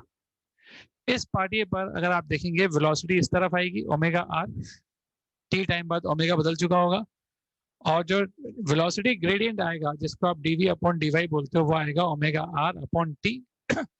पानी की थिकनेस, क्योंकि नीचे वाले पानी की तो कोई वेलोसिटी है नहीं, वो घूम रहा है, तो ऊपर वाले की वेलोसिटी है। इस छोटे से पाटिया पर इस लाइन के परपेंडिकुलर इस डायरेक्शन में एक फोर्स आएगा, वो फोर्स हम लिख सकते हैं eta omega R by T into छोटा सा एरिया डी है। एग्री? अब मैं आपको ऐसे बहुत सारे पार्टी है ना एक सर्कल पे दिखा रहा हूँ जिसका रेडियस स्मॉल आर है। यहाँ पे भी स्मॉल आर लिखो, यहाँ पे भी स्मॉल आर लिखो, यहाँ पे भी स्मॉल आर लिखो, स्मॉल आर स्मॉल आर। ठीक है, आपको ऐसे कई सारे पार्टियां दिखाऊं छोटे छोटे। ये देखो एक और छोटा सा पार्टिया है, ये एक और छोटा सा पार्टिया है, ये भी एक पार्टिया है, ये भी एक पार्टिया है, ये भी एक पार्टिया है, ये भी एक पार्टिया है, ये भी एक पार्टिया है, ये भी एक पार्टिया है, ये भी एक पार्टिया है। दिख रहा है क्या आपको बहुत सारे पार्टी? ये सब छोटे छोटे पार्टियां हैं। क्या आपको लगता है ये जितने भी छोटे छोटे पार्टियां है ये सब मिलके भी टॉर्क लगाएंगे? लगाएंगे। तो इन सबका टॉर्क कितना आएगा? एफ इंटू आर का समीशन। नहीं लग रहा आपको? इस पूरे सर्कल पे जितने पार्टियां बनेंगे, हर भाई इस पे फोर्स लग रहा है ना, ऐसे ये इधर भागेगा तो इस पे इधर फोर्स लगेगा, ये इधर भागेगा तो इस पे इधर फोर्स लगेगा, नहीं लगेगा? जैसे इस रिंग को घुमाया था अपन ने, उस पे फ्रिक्शन टॉर्क नहीं निकाला था क्या? कुछ वैसा ही तो केस है ये। तो इनका टॉर्क निकालने के लिए आपको एफ की जगह लिखना पड़ेगा eta omega R square by T D A का summation. Eta omega by T, ये तो बाहर आ जाएगा ना बाहर, लेकिन समीशन किसका होगा? आर स्क्वायर डी ए का। एग्री? अब हमें डी ए चाहिए, समीशन ऑफ डी ए चाहिए इनफैक्ट। तो ये समीशन ऑफ डी ए कहाँ से लाएंगे हम? R square summation of d A. तो चैलेंज हो गया हमारे लिए। Sir d A 2 pi R into d R लिख सकते हैं। हाँ, आप डी ए को 2 पाई आर डी आर लिख सकते हो। असल में आप ये भी समझिए, इस समीशन में भी आप आर को बाहर निकाल दो, क्योंकि आर भी तो कांस्टेंट है सारे एरिया के लिए। तो eta omega by T R square भी बाहर ले लो, समीशन ऑफ केवल क्या लिखना है आपको? D A. इन सारे डी ए का समीशन कैसे करेंगे? इसके लिए आपको इन सारे पार्टियों का एक एरिया बनाना पड़ेगा। ये रहा आपका वो छोटा सा एरिया जिसपे आप इन पार्टियों को लेके बैठे हो, ये देखो आप। ठीक है, इन सारे छोटे छोटे एरिया का जब आप सम करोगे तो वो आएगा 2 pi R D R. Agree? तो आप कह सकते हो कि इस रिंग पे, आप कह सकते हो कि इस रिंग पे जितने भी आपको दिख रहे हैं उन सबका जो टॉर्क आएगा वो ये आएगा, torque due to ring element. Ring element ऐसी कितनी रिंग होगी हमारे पास? बहुत सारी। कितनी रिंग है ऐसी? बहुत सारी। हर रिंग पे ऐसे ही गोल गोल घूम रहा है, सब टॉर्क लगा रहे होंगे, तो नेट टॉर्क कितना आएगा? अब नेट टॉर्क निकालने के लिए वापस से इंटीग्रेशन समीशन करना है ना, अब तो इंटीग्रेशन ही करना पड़ेगा। लिमिट क्या लगा दोगे? 0 से कैपिटल आर। यहां से आपको टॉर्क मिलेगा। जब टॉर्क मिल जाएगा तो आपको अल्फा मिल जाएगा। अल्फा का डायरेक्शन इस ओमेगा के अपोजिट आएगा। मोमेंट ऑफ इनर्शिया आपको पता होना चाहिए, डिस्क का क्या होता है पता ही आप सबको, वो रख देना। अल्फा आ जाएगा, जैसे ही अल्फा आ जाएगा उसको आप minus D omega by D T लिखना, क्योंकि अल्फा का डायरेक्शन ओमेगा के अपोजिट है। तो डी ओमेगा आ जाएगा माइनस अल्फा डी टी। आप जब बोथ साइड इंटीग्रेशन करेंगे तो शुरुआत में ओमेगा नॉट लिखेंगे और फाइनली 0, क्योंकि आपको वही टाइम निकालना है जब वो रुक जाएगा। तो कैलकुलेशन बेस्ड सवाल है। इसमें खास बात ये कि पहले ये समझना जरूरी है कि हमने एक एक पार्टी पर फोर्स निकाल के उसका टॉर्क निकाल के रिंग एलिमेंट बनाया। या रिंग एलिमेंट को पहले बना लेते और रिंग एलिमेंट के बहुत सारे छोटे छोटे पार्टियां बना लेते और उन सारे पार्टियों पे क्या निकालते हैं? फोर्स। उन सबका टॉर्क भी निकालते हैं। वो टॉर्क आता है रिंग के कारण। ठीक है, एक बार देखा हुआ होगा तो आप कर पाओगे अगली बार। कौन सा? R square. हाँ, ये आर स्क्वायर अंदर आएगा, ये भाई मिस्टेक बाहर रह गया, इसको अंदर लीजिए, आर क्यूब हो जाएगा। आगे सबको समझ में? तो डाउट किसी को यहाँ पे? This is all about Newton law of viscosity. अब हम अगला लॉ पढ़ेंगे जिसको हम बोलते हैं स्टोक्स लॉ।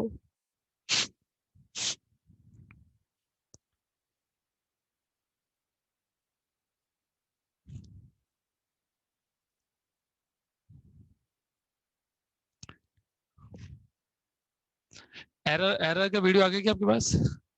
अभी तक नहीं आया? क्या बात कर रहे हो? किस किस का वीडियो नहीं आया ये बताओ। सेमीकंडक्टर का तो आगे सारे, कम्युनिकेशन सर सिस्टम नहीं का। है सर, सेमीकंडक्टर का नहीं आया अभी।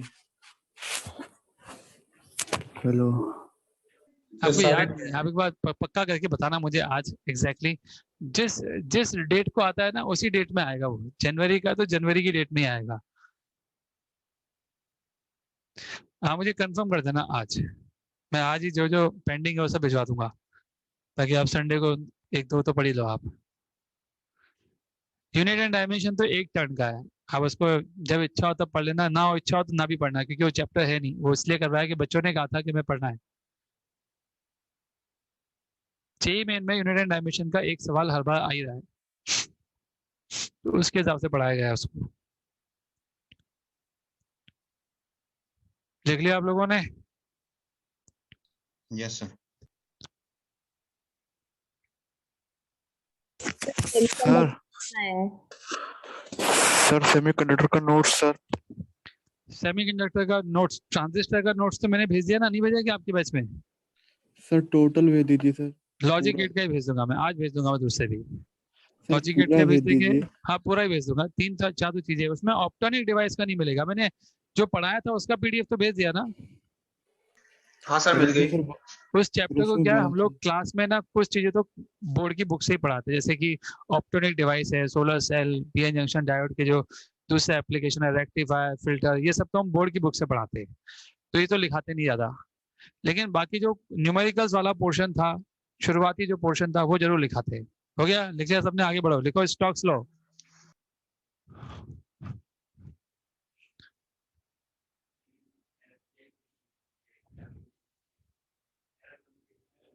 एरर का भी नहीं आया, कम्युनिकेशन का भी नहीं आया, ठीक है, ये भिजवाते हैं आपको। सर सेमीकंडक्टर का भी नहीं। सेमीकंडक्टर की वीडियो नहीं आया अभी तक? सर नो सारे नहीं आए। सिर्फ दो ही आए? अच्छा चलिए आज भिजवाते हैं फिर इसको।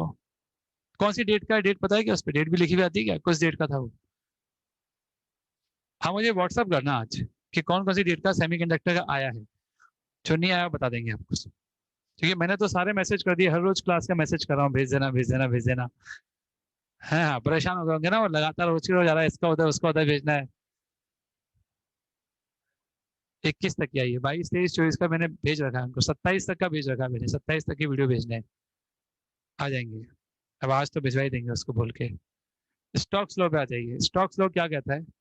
अगर आपके पास एक स्फीयर हो और वो वेलोसिटी v से ऐसे चल रहा हो, ऊपर या नीचे कहीं भी चल रहा हो, तो आपको तो पता है क्या होगा। आप बोलोगे सर रिलेटिव मोशन होगा, जिसकी वजह से फोर्स लगेगा, और फोर्स का लगेगा पीछे की तरफ। ये जो फोर्स लगता है, इसका फॉर्मूला स्टॉक्स आपने अपने कई एक्सपेरिमेंट करके दिया, 6 पाई नीटा रेडियस इनटू वेलोसिटी।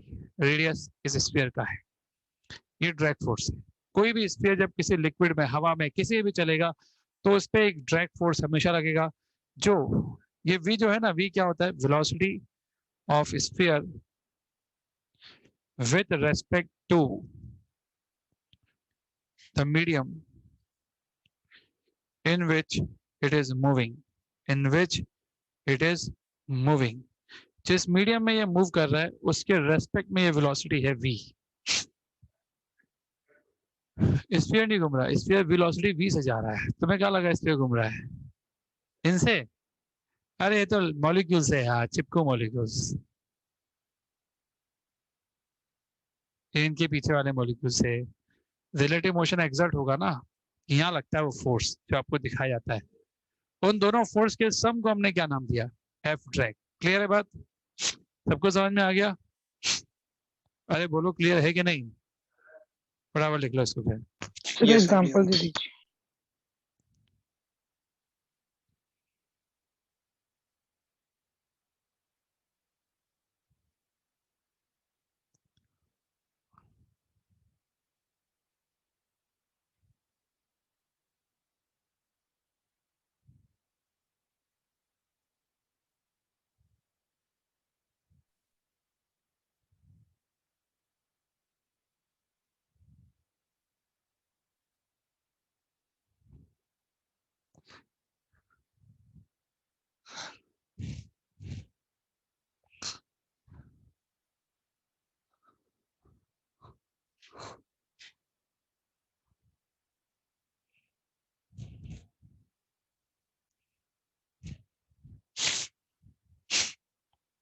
देख लिया बच्चों आप लोगों ने? आपको सवाल आपके सामने, पहला सवाल, ये एक बॉल आपको दे रखी है जिसकी डेंसिटी सिग्मा है और जिस लिक्विड में आप उसे रिलीज करने वाले हो उस लिक्विड की डेंसिटी रो है और सिग्मा रो से बड़ा आपको बता रखा है। आपसे बोला जा रहा है कि इस बॉल का सिग्मा रो से बड़ा है और आपने इस स्फीयर को रिलीज कर दिया फ्रॉम द रेस्ट। तो मेरा आपसे क्वेश्चन ये है, इसका रेडियस भी देते हैं आपको आर है और कोएफिशिएंट ऑफ विस्कोसिटी भी आपको मैंने दे दिया, कितना है, eta. Determine the velocity of sphere after time T. Sphere is released from the rest. Determine the velocity of sphere after time T. Time T बाद आपको बताना है कि इस स्फीयर की वेलोसिटी कितनी होगी। ये क्वेश्चन किस टॉपिक का है? जब मैं आपसे टाइम टी बाद वेलोसिटी पूछ रहा हूँ तो ये टॉपिक कौन सा है? काइनेमेटिक्स। काइनेमेटिक्स। लेकिन उसके लिए आपको पहले क्या निकालना पड़ेगा? ए। और ए निकालने के लिए आपको किस चैप्टर की याद करनी पड़ेगी? एनएलएम की। तो टाइम टी बाद ये कुछ नीचे आ गया होगा और इसके पास कुछ वेलोसिटी भी आ गई होगी और इस समय इस पे जो फोर्स लग रहे होंगे वो कौन कौन से फोर्स होंगे? एक फोर्स तो एफ बी लग रहा होगा, अगर लिक्विड में है या एयर में है तो एफ बी लग रहा होगा जिसका फॉर्मूला होगा rho into 4/3 pi R cube into G, मेरा एफ बी। एक लग रहा होगा ग्रेविटी फोर्स, तो ग्रेविटी फोर्स कितना होगा? Sigma into 4/3 pi R cube into G. इन दोनों के अलावा एक और फोर्स लग रहा होगा जिसकी वैल्यू होगी ड्रैग फोर्स, और ड्रैग फोर्स कितना लगेगा? ऊपर की तरफ। ये ड्रैग फोर्स होगा कितना? 6 पाई नीटा आरवी, कैपिटल आरवी। अब नेट फोर्स आपको मालूम पड़ गया नीचे की तरफ है, अगर वो नीचे जा ही रहा है लगातार, एक्सेलरेशन नीचे की तरफ निकाल देते हैं, कितना आ जाएगा? Sigma 4/3 pi R cube into G minus rho 4/3 pi R cube into G minus 6 pi eta R V is equal to M A. M की जगह क्या लिखेंगे? मास क्या होगा इसका? Sigma into 4/3 pi R cube into A. यहां से आप ए निकालिए कितना आ रहा है। करो, आप ही तो करोगे क्वेश्चन, और कौन करेगा? ए निकालो फटाफट, कितना आ रहा है ए। इस चीज को डिवाइड करो आप, इस पूरी टर्म को नीचे डिवाइड करो तो यहाँ तो 4/3 पाई क्यूब उठ जाएगा, ठीक है। यहाँ तो केवल जी आ जाएगा, पहली टर्म तो केवल जी आ जाएगी ना, जी माइनस दूसरी वाली में रो अपॉन सिग्मा आ जाएगा।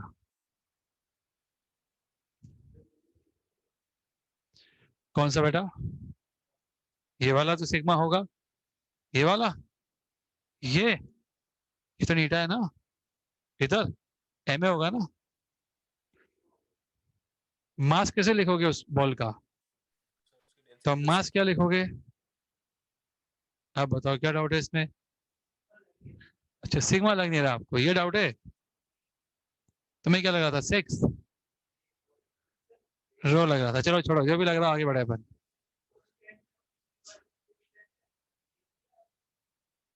क्या चीज? ये है कोएफिशिएंट ऑफ विस्कोसिटी। हाँ, एक ही है, जो पहले था वही वाला है, ये सेम चलेगा, ये हर जगह सेम चलेगा। कोएफिशिएंट ऑफ विस्कोसिटी हर जगह सेम चलेगा। क्लियर है बात? उसी की टर्म में भाई, एक बार कोई डिराइव करता है ना, फिर उसी के आसपास चीजें घूमती है, सब लोग उसी के हिसाब से फॉर्मूला निकालते रहते हैं। इन्होंने भी एक्सपेरिमेंट किया और फॉर्मूला बताया आपको। तो इन्होंने एक्सेलरेशन कितना बताया वो मैं आपसे पूछ रहा था। यहाँ पे जी भी आएगा, ठीक है। और क्या आ रहा है?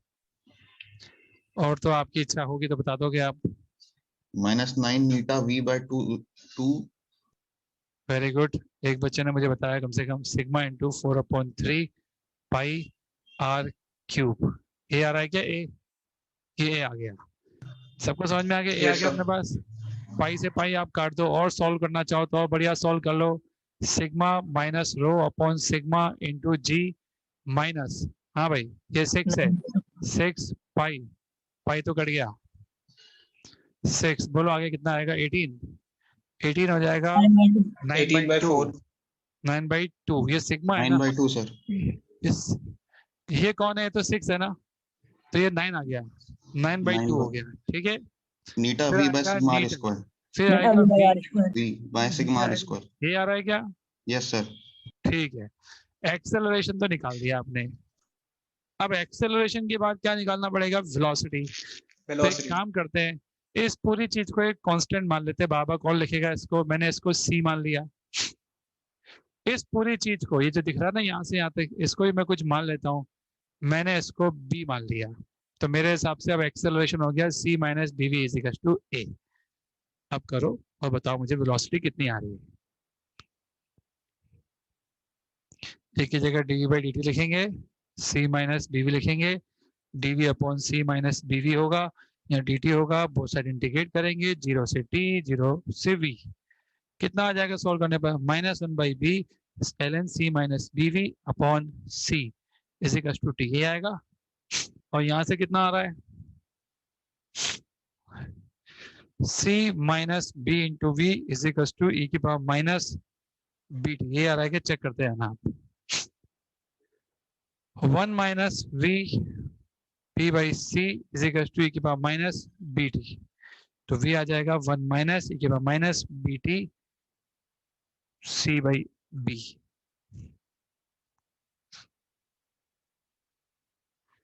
c और b की वैल्यू लास्ट में रख देना, आपको velocity as a function of time मिल जाएगा। समझ गए? क्या आपको लगता है ये वेलोसिटी Yes, sir. एक टाइम के बाद बढ़ना बंद हो जाएगी? As time increase, as T increase, velocity will increase. ये किस कोफिशिएंट से बढ़ रही है? एक्सपोनेंशियल कोफिशिएंट b से। अब b कौन है? देखो b कौन है, b दिख रहा होगा, ये है b। जितना ज्यादा कोफिशिएंट ऑफ विस्कोसिटी होगा, क्या उतना ही मुश्किल होगा वेलोसिटी का बढ़ना, या तो कम मुश्किल होगा? उतना मुश्किल होगा वेलोसिटी का मुश्किल बढ़ना। होगा सर। अगर आप इसका ग्राफ बनाओ तो कैसा बनेगा टाइम के साथ? ऐसा। आफ्टर लॉन्ग टाइम आपकी वेलोसिटी क्या हो जाएगी?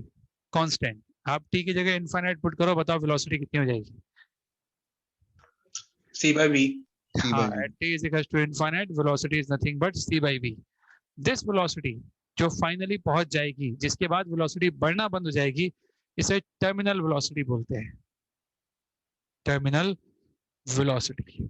टर्मिनल स्टेज आने पर इस बॉल का एक्सेलरेशन कितना हो जाएगा? 0 हो जाएगा। इसकी वेलोसिटी कांस्टेंट हो जाएगी और वो वेलोसिटी आएगी c by v। अगर आप c by v निकालते हो तो वो कितना आएगा? c का है वो रहा, sigma minus rho upon sigma, और b कितना है? 9/2।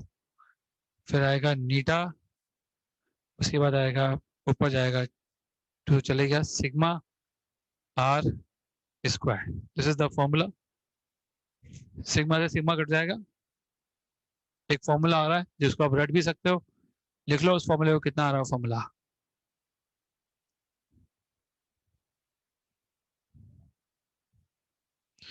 वेलोसिटी हो जाएगा 2/9 सिग्मा माइनस रो जी, फिर आ रहा है कौन? सिग्मा से कट गया r स्क्वायर, और नीचे आ रहा है, चेक करना तो ये आ रहा है कि आपका भी आंसर। Yes sir. तो टर्मिनल वेलोसिटी का फॉर्मूला आपको याद रखना है, रख लोगे याद? अगर याद ना रख पाओ तो निकाल लेना। निकालोगे कैसे? निकालने के लिए आपको ये सब नहीं करना है। अगर आपको निकालना ही है ना, तो आपने जो पहली बार एक्सेलरेशन निकाला था उसी को 0 के इक्वल कर देना, आपको टर्मिनल वेलोसिटी मिल जाएगी। मान लो आपसे कोई पूछे कि भाई टर्मिनल वेलोसिटी निकालो, तो इसका मतलब ये थोड़ा हुआ कि अपन पहले ए निकालेंगे, फिर ये करेंगे, फिर ये करेंगे, फिर बोलेंगे अब से ये होगी। नहीं, ऐसे नहीं करना है। जैसे ही आपको ए मिला, आप इस ए को ही किसके बराबर कर दोगे? 0 की। ए को 0 के बराबर करो, वी कितना आ रहा है? c by v। वैसे भी अंडरस्टूड है, आप उस वेलोसिटी की बात कर रहे हो जब इसका एक्सेलरेशन क्या हो जाता है? 0 हो जाता है। तो अब लिख लीजिए, when sphere is moving with terminal velocity. हाँ, नोट कर लो आप।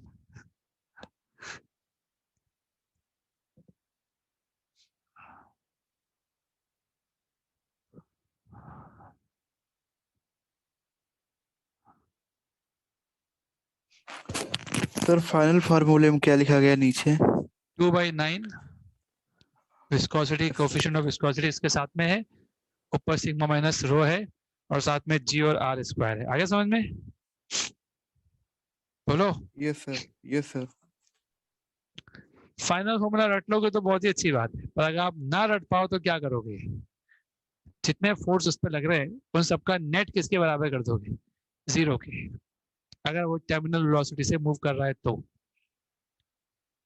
और कभी कभी तो ऐसा सवाल आएगा जिसमें आपको ये करना ही पड़ेगा, बिना उसके सवाल ही नहीं हो पाएगा।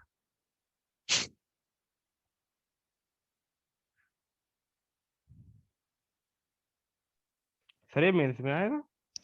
क्या बोल रहे हो बेटा? सर ये मेंस में आएगा इतना? हाँ, ये मेंस में, नामुमकिन। ये मेंस में आएगा बेटा, ये फॉर्मूले पे सर क्वेश्चन इतना बड़ा आएगा। क्वेश्चन? मैं आपको मेंस के 1-2 क्वेश्चन कराता हूँ इसमें। आपने लिख लिया हो तो बताओ। लिख लिया आप सबने? यस सर, लिख लिया। ठीक है, तो एक सिंपल क्वेश्चन आपके सामने है। पहला सवाल मैं आपसे क्या सर पूछ आप रहा कुछ हूँ, लिखा रहे थे अभी। ये एक मरकरी ड्रॉप है या एक ड्रॉप है, ऑयल ड्रॉप है, जिसका रेडियस r है। इसकी टर्मिनल वेलोसिटी हवा के अंदर 4 मीटर पर सेकंड है। किसकी टर्मिनल वेलोसिटी? एक ऑयल ड्रॉप की। Now similar 8 oil drops are combined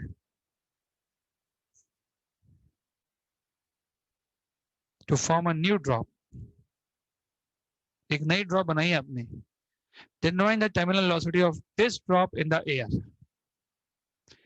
पहले वाली जो ड्रॉप थी उसकी हवा में कितनी टर्मिनल वेलोसिटी थी? 4 मीटर पर सेकंड। हवा में छोड़ दो, थोड़ा सा नीचे चलने के बाद उसकी टर्मिनल वेलोसिटी 4 मीटर पर सेकंड थी। आपसे पूछा जा रहा है कि अगर हमने एक ऑयल ड्रॉप की जगह बहुत सारी ऑयल ड्रॉप मिला ली और एक नई ऑयल ड्रॉप बनाई तो उसकी टर्मिनल वेलोसिटी कितनी होगी? 60, 4 का 15 टाइम्स 16, ओके, डबल हो जाएगी तुम्हारे हिसाब से। पहले 4 थी ना, अच्छा तुमने 16 बोल दिया, 4 टाइम हो जाएगी। 4 टाइम कैसे बोला?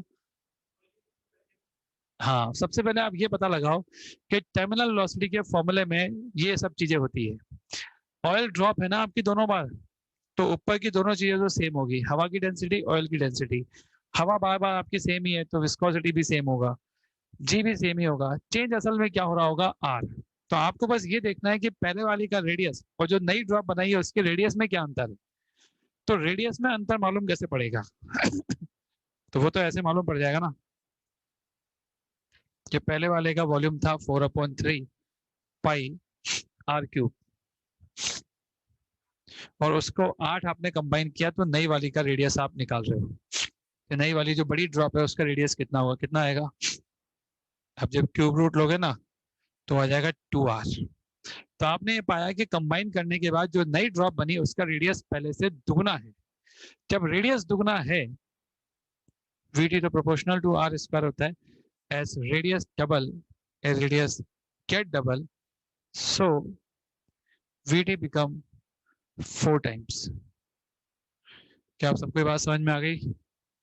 बोलिए Yes, बच्चों। sir. मैं आपसे एक और सवाल पूछ सकता हूँ इसमें, इलेक्ट्रिक फील्ड भी लगा दूं मैं आपके सामने और इलेक्ट्रिक फील्ड लगा के फिर पूछो इसके वो टर्मिनल वेलोसिटी निकाल लोगे। अगर इलेक्ट्रिक फील्ड भी लग जाएगा ऊपर या नीचे तो आपको नेट फोर्स में इन 3 के अलावा एक और फोर्स लॉन्च करना पड़ेगा। कौन सा? क्यों भी करना पड़ेगा। Electric force. क्वेश्चन जब पढ़ रहे थे अपन इलेक्ट्रोस्टेट तब एक सवाल आया था ऐसा, एक्सरसाइज थी पार्ट 2 में, जिसमें विस्कोसिटी भी दे रखी थी और टर्मिनल वेलोसिटी पूछी गई थी। आप वो क्वेश्चन आज वापस से करना, क्योंकि उसमें सिर्फ इतना सा होगा कि अगर इलेक्ट्रिक फील्ड भी दे दी आपको, एक क्वेश्चन लिख लो आप।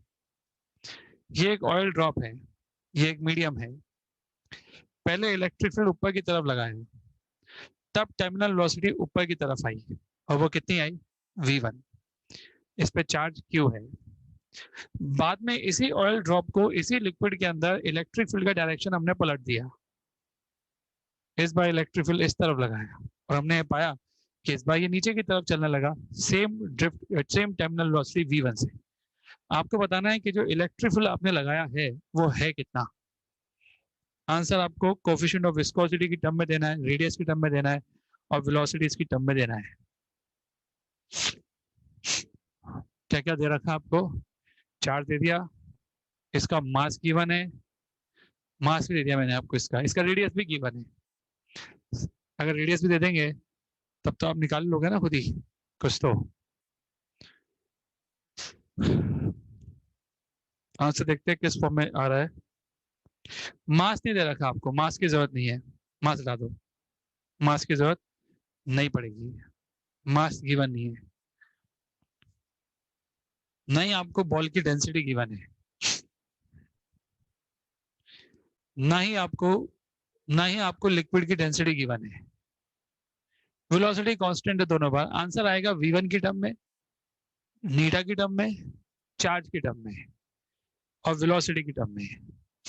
अपना आंसर आप दोगे तीन चीजों की टर्म में, नीटा, आर, v1 की टर्म्स में आंसर चाहिए अपने को, क्योंकि यही सब है नॉन क्वांटिटी, बाकी सब अननोन है। ना आपको लिक्विड का डेंसिटी दिया है, ना आपको बॉल का डेंसिटी दिया है। क्लियर है बात? क्वेश्चन दे रखा आपको, दो बार केस बना रहा है, पहला बार और दूसरी बार। करो आप, ट्राई करो क्या करोगे। चलो पहली बार केस बनाते हैं। इलेक्ट्रिक फोर्स का लगेगा ऊपर की तरफ, ड्रैग फोर्स का लगेगा नीचे की ओर, और कोई फोर्स एफ बी का लगेगा ऊपर की तरफ, और कोई force M G, gravity force तो भूल ही गए हम, एफ जी का लगेगा नीचे की तरफ। तो लगा दो इन सबको, बताओ नेट क्या लिखोगे। F B plus Q E minus F G minus F one is equal to 0। Q E को क्यू ई लिखो ढंग से, क्यू ई। यहाँ वापस बनाओ ये सब कुछ। आपकी वेलोसिटी वापस से सेम है, स्फीयर का रेडियस सेम है, तो ड्रैग फोर्स का डायरेक्शन पलटेगा, लेकिन वैल्यू क्या रहेगी? सेम रहेगी। एग्री? ड्रैग फोर्स का वैल्यू सेम रहेगा। ये बात समझ में आ रही है कि नहीं आ रही? आपको पता भी है उसका वैल्यू कितना होगा। एफ बी का वैल्यू अभी भी ऊपर ही आएगा। इलेक्ट्रिक फोर्स अब नीचे आएगा, क्यों? क्योंकि ई नीचे की तरफ है। और ग्रेविटी फोर्स भी कहाँ आएगा? नीचे की तरफ। एक बार फिर नेट फोर्स क्या हो जाएगा? 0, क्योंकि आपकी बॉल अभी भी कौन सी वेलोसिटी से मूव कर रही है? टर्मिनल वेलोसिटी से। एक बार फिर एक क्वेश्चन लिखें, Q E plus F G minus F one minus F P is equal to 0। मैं आपको बता दूं, हमें ई निकालना है और F1 की वैल्यू हमको पता है 6 पाई नीटा RV। F1 की वैल्यू अननोन नहीं है बच्चों, F1 की वैल्यू आपको पता है। इन दो इक्वेशन का क्या करूं मैं? सब्ट्रैक्ट कर दीजिए। अगर मैं ऐड करूं तो क्या होगा? ऐड कर दो। ऐड करने से क्या हो रहा है? एफ बी खत्म हो जाएगा। एफ बी हम निकाल भी नहीं पाएंगे, अगर हम निकालना भी चाहे तो हम निकाल नहीं सकते, डेंसिटी नहीं पता। आंसर आ गया? ठीक है। अगर आप ऐड करोगे तो एफ जी भी खत्म हो जाएगा। तो 2 Q E is equals to minus 2 F one is equals to 0 आ जाएगा। तो Q E is equals to F one आ गया, E is equals to F one by Q आ गया। है समझ में? और एफ वन की वैल्यू आप जानते हो 6 pi eta R we upon Q. ये आपका आंसर हो गया। क्यू के टर्म में भी आंसर चाहिए था, क्यू तो आएगा ही, क्यू भी नॉन क्वांटिटी थी आपके पास।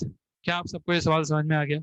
Yes sir. आखिरी सवाल, और आखिरी सवाल इस क्लास खत्म कर रहे हैं हम।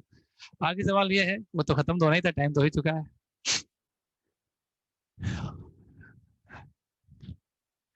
ये स्फीयर टर्मिनल वेलोसिटी से मूव कर रहा है। Rate of work done by drag force आपको बताना है, इज प्रोपोर्शनल टू आर की पावर एन। एन कितना होगा? जो ड्रैग फोर्स है उसका रेट ऑफ वर्क डन आपको बोल रखा है मैंने, कितना है? प्रोपोर्शनल टू आर की पावर एन है। ठीक है, मैं आपसे पूछ रहा हूं कि ये पावर कितनी होगी? Rate of work done by drag force medium है, मीडियम में एक ऑयल ड्रॉप जा रही है नीचे। मैं आपसे पूछ रहा हूँ कि जो ड्रैग फोर्स लगेगा, जरूरी नहीं है हमेशा नीचे जाए, ये ऊपर भी जा सकता है। अगर बायंसी फोर्स ज्यादा होता है ग्रेविटी फोर्स से, तो टर्मिनल वेलोसिटी देखो नीचे की तरफ की जगह ऊपर आ जाएगी। अगर आप सिग्मा माइनस रो लिखा हुआ है ना, सोचो अगर रो बड़ा हो सिग्मा से तो ये ऊपर भी जा सकता है। अभी मेरे सवाल में लगातार कहाँ जा रहे हैं सब? नीचे, लेकिन ये नीचे की जगह कहाँ जा सकते हैं? ऊपर भी जा सकते हैं। कब जाएंगे? जब रो सिग्मा से बड़ा होगा। जो फॉर्मूला लिखा था ना वीटी का, उसी में लिख दो। अगर रो सिग्मा से बड़ा हुआ तो वीटी का डायरेक्शन ऊपर की तरफ होगा। अगर रो सिग्मा से बड़ा हुआ तो वीटी का डायरेक्शन ऊपर की तरफ होगा। अगर रो सिग्मा से बड़ा हुआ तो वीटी का डायरेक्शन ऊपर की तरफ होगा। ये लिख लिया आपने? अब बताओ, ये सवाल तो करो फटाफट, तो करते हैं अपन। ड्रैग फोर्स का लग रहा है कितना लग रहा है? 6 पाई नीटा आर वी। अगर आप पावर निकालोगे तो पावर का फॉर्मूला क्या होता है? एफ डॉट वी होता है। नेगेटिव में आएगा पावर आपका, माइनस एफ ई हो जाएगा। एफ वी एक दूसरे के अपोजिट है, तो आप जब उसको पुट करोगे, हमें तो वैल्यू से मतलब होगा 6 pi eta R we square आ जाएगा। एग्री? ये बताओ, ये जो टर्मिनल वेलोसिटी है ये खुद आर के ऊपर डिपेंड करती है। अभी थोड़ी देर पहले एक सवाल भी किया था, आर स्क्वायर के प्रोपोर्शनल होती है क्या? As v is proportional to R square, तो यहाँ आर स्क्वायर रख देना आप, तो कितना हो जाएगा? 4. देयरफॉर पावर जो आएगा वो प्रोपोर्शनल टू आर की पावर 5 आ जाएगा। 4 तो यहाँ आ जाएगा, प्लस आर भी तो है एक और। Yes, sir. अरे सब हो गया, टर्मिनल वेलोसिटी से मूव कर रहा है। ये किससे मूव कर रहा है? और मैं आपसे किसका वर्क डन पूछ रहा हूँ? ड्रैग फोर्स का। समझ में आ गया?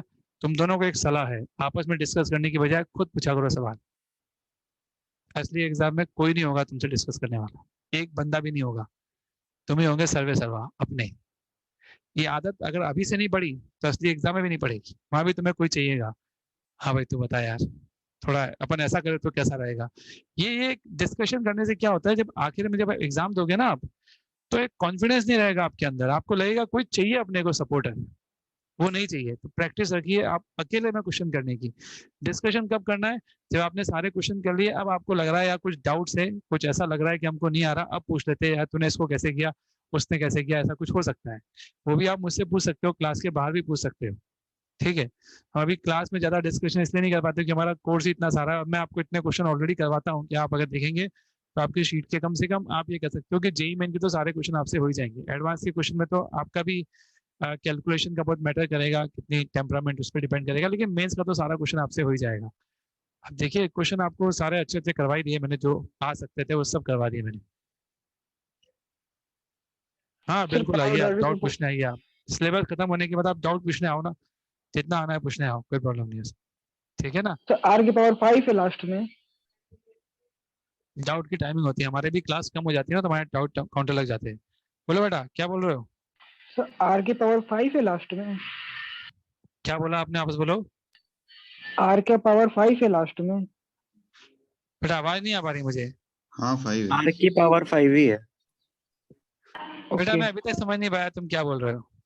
वो आंसर पूछ। सर हो गया, सर हो गया। आंसर बता रहे हो क्या? ओके ओके ओके, हाँ आंसर आर की पावर 5 आ रहा है, बिल्कुल सही आंसर है, आर की पावर 5। समझ गए? आज, हाँ आज तो नहीं, सेमीकंडक्टर खत्म हो गया ना, अब कोई एक्स्ट्रा क्लास नहीं है आपकी, अब तो वहाँ वे ऑप्टिक्स चल रहा है।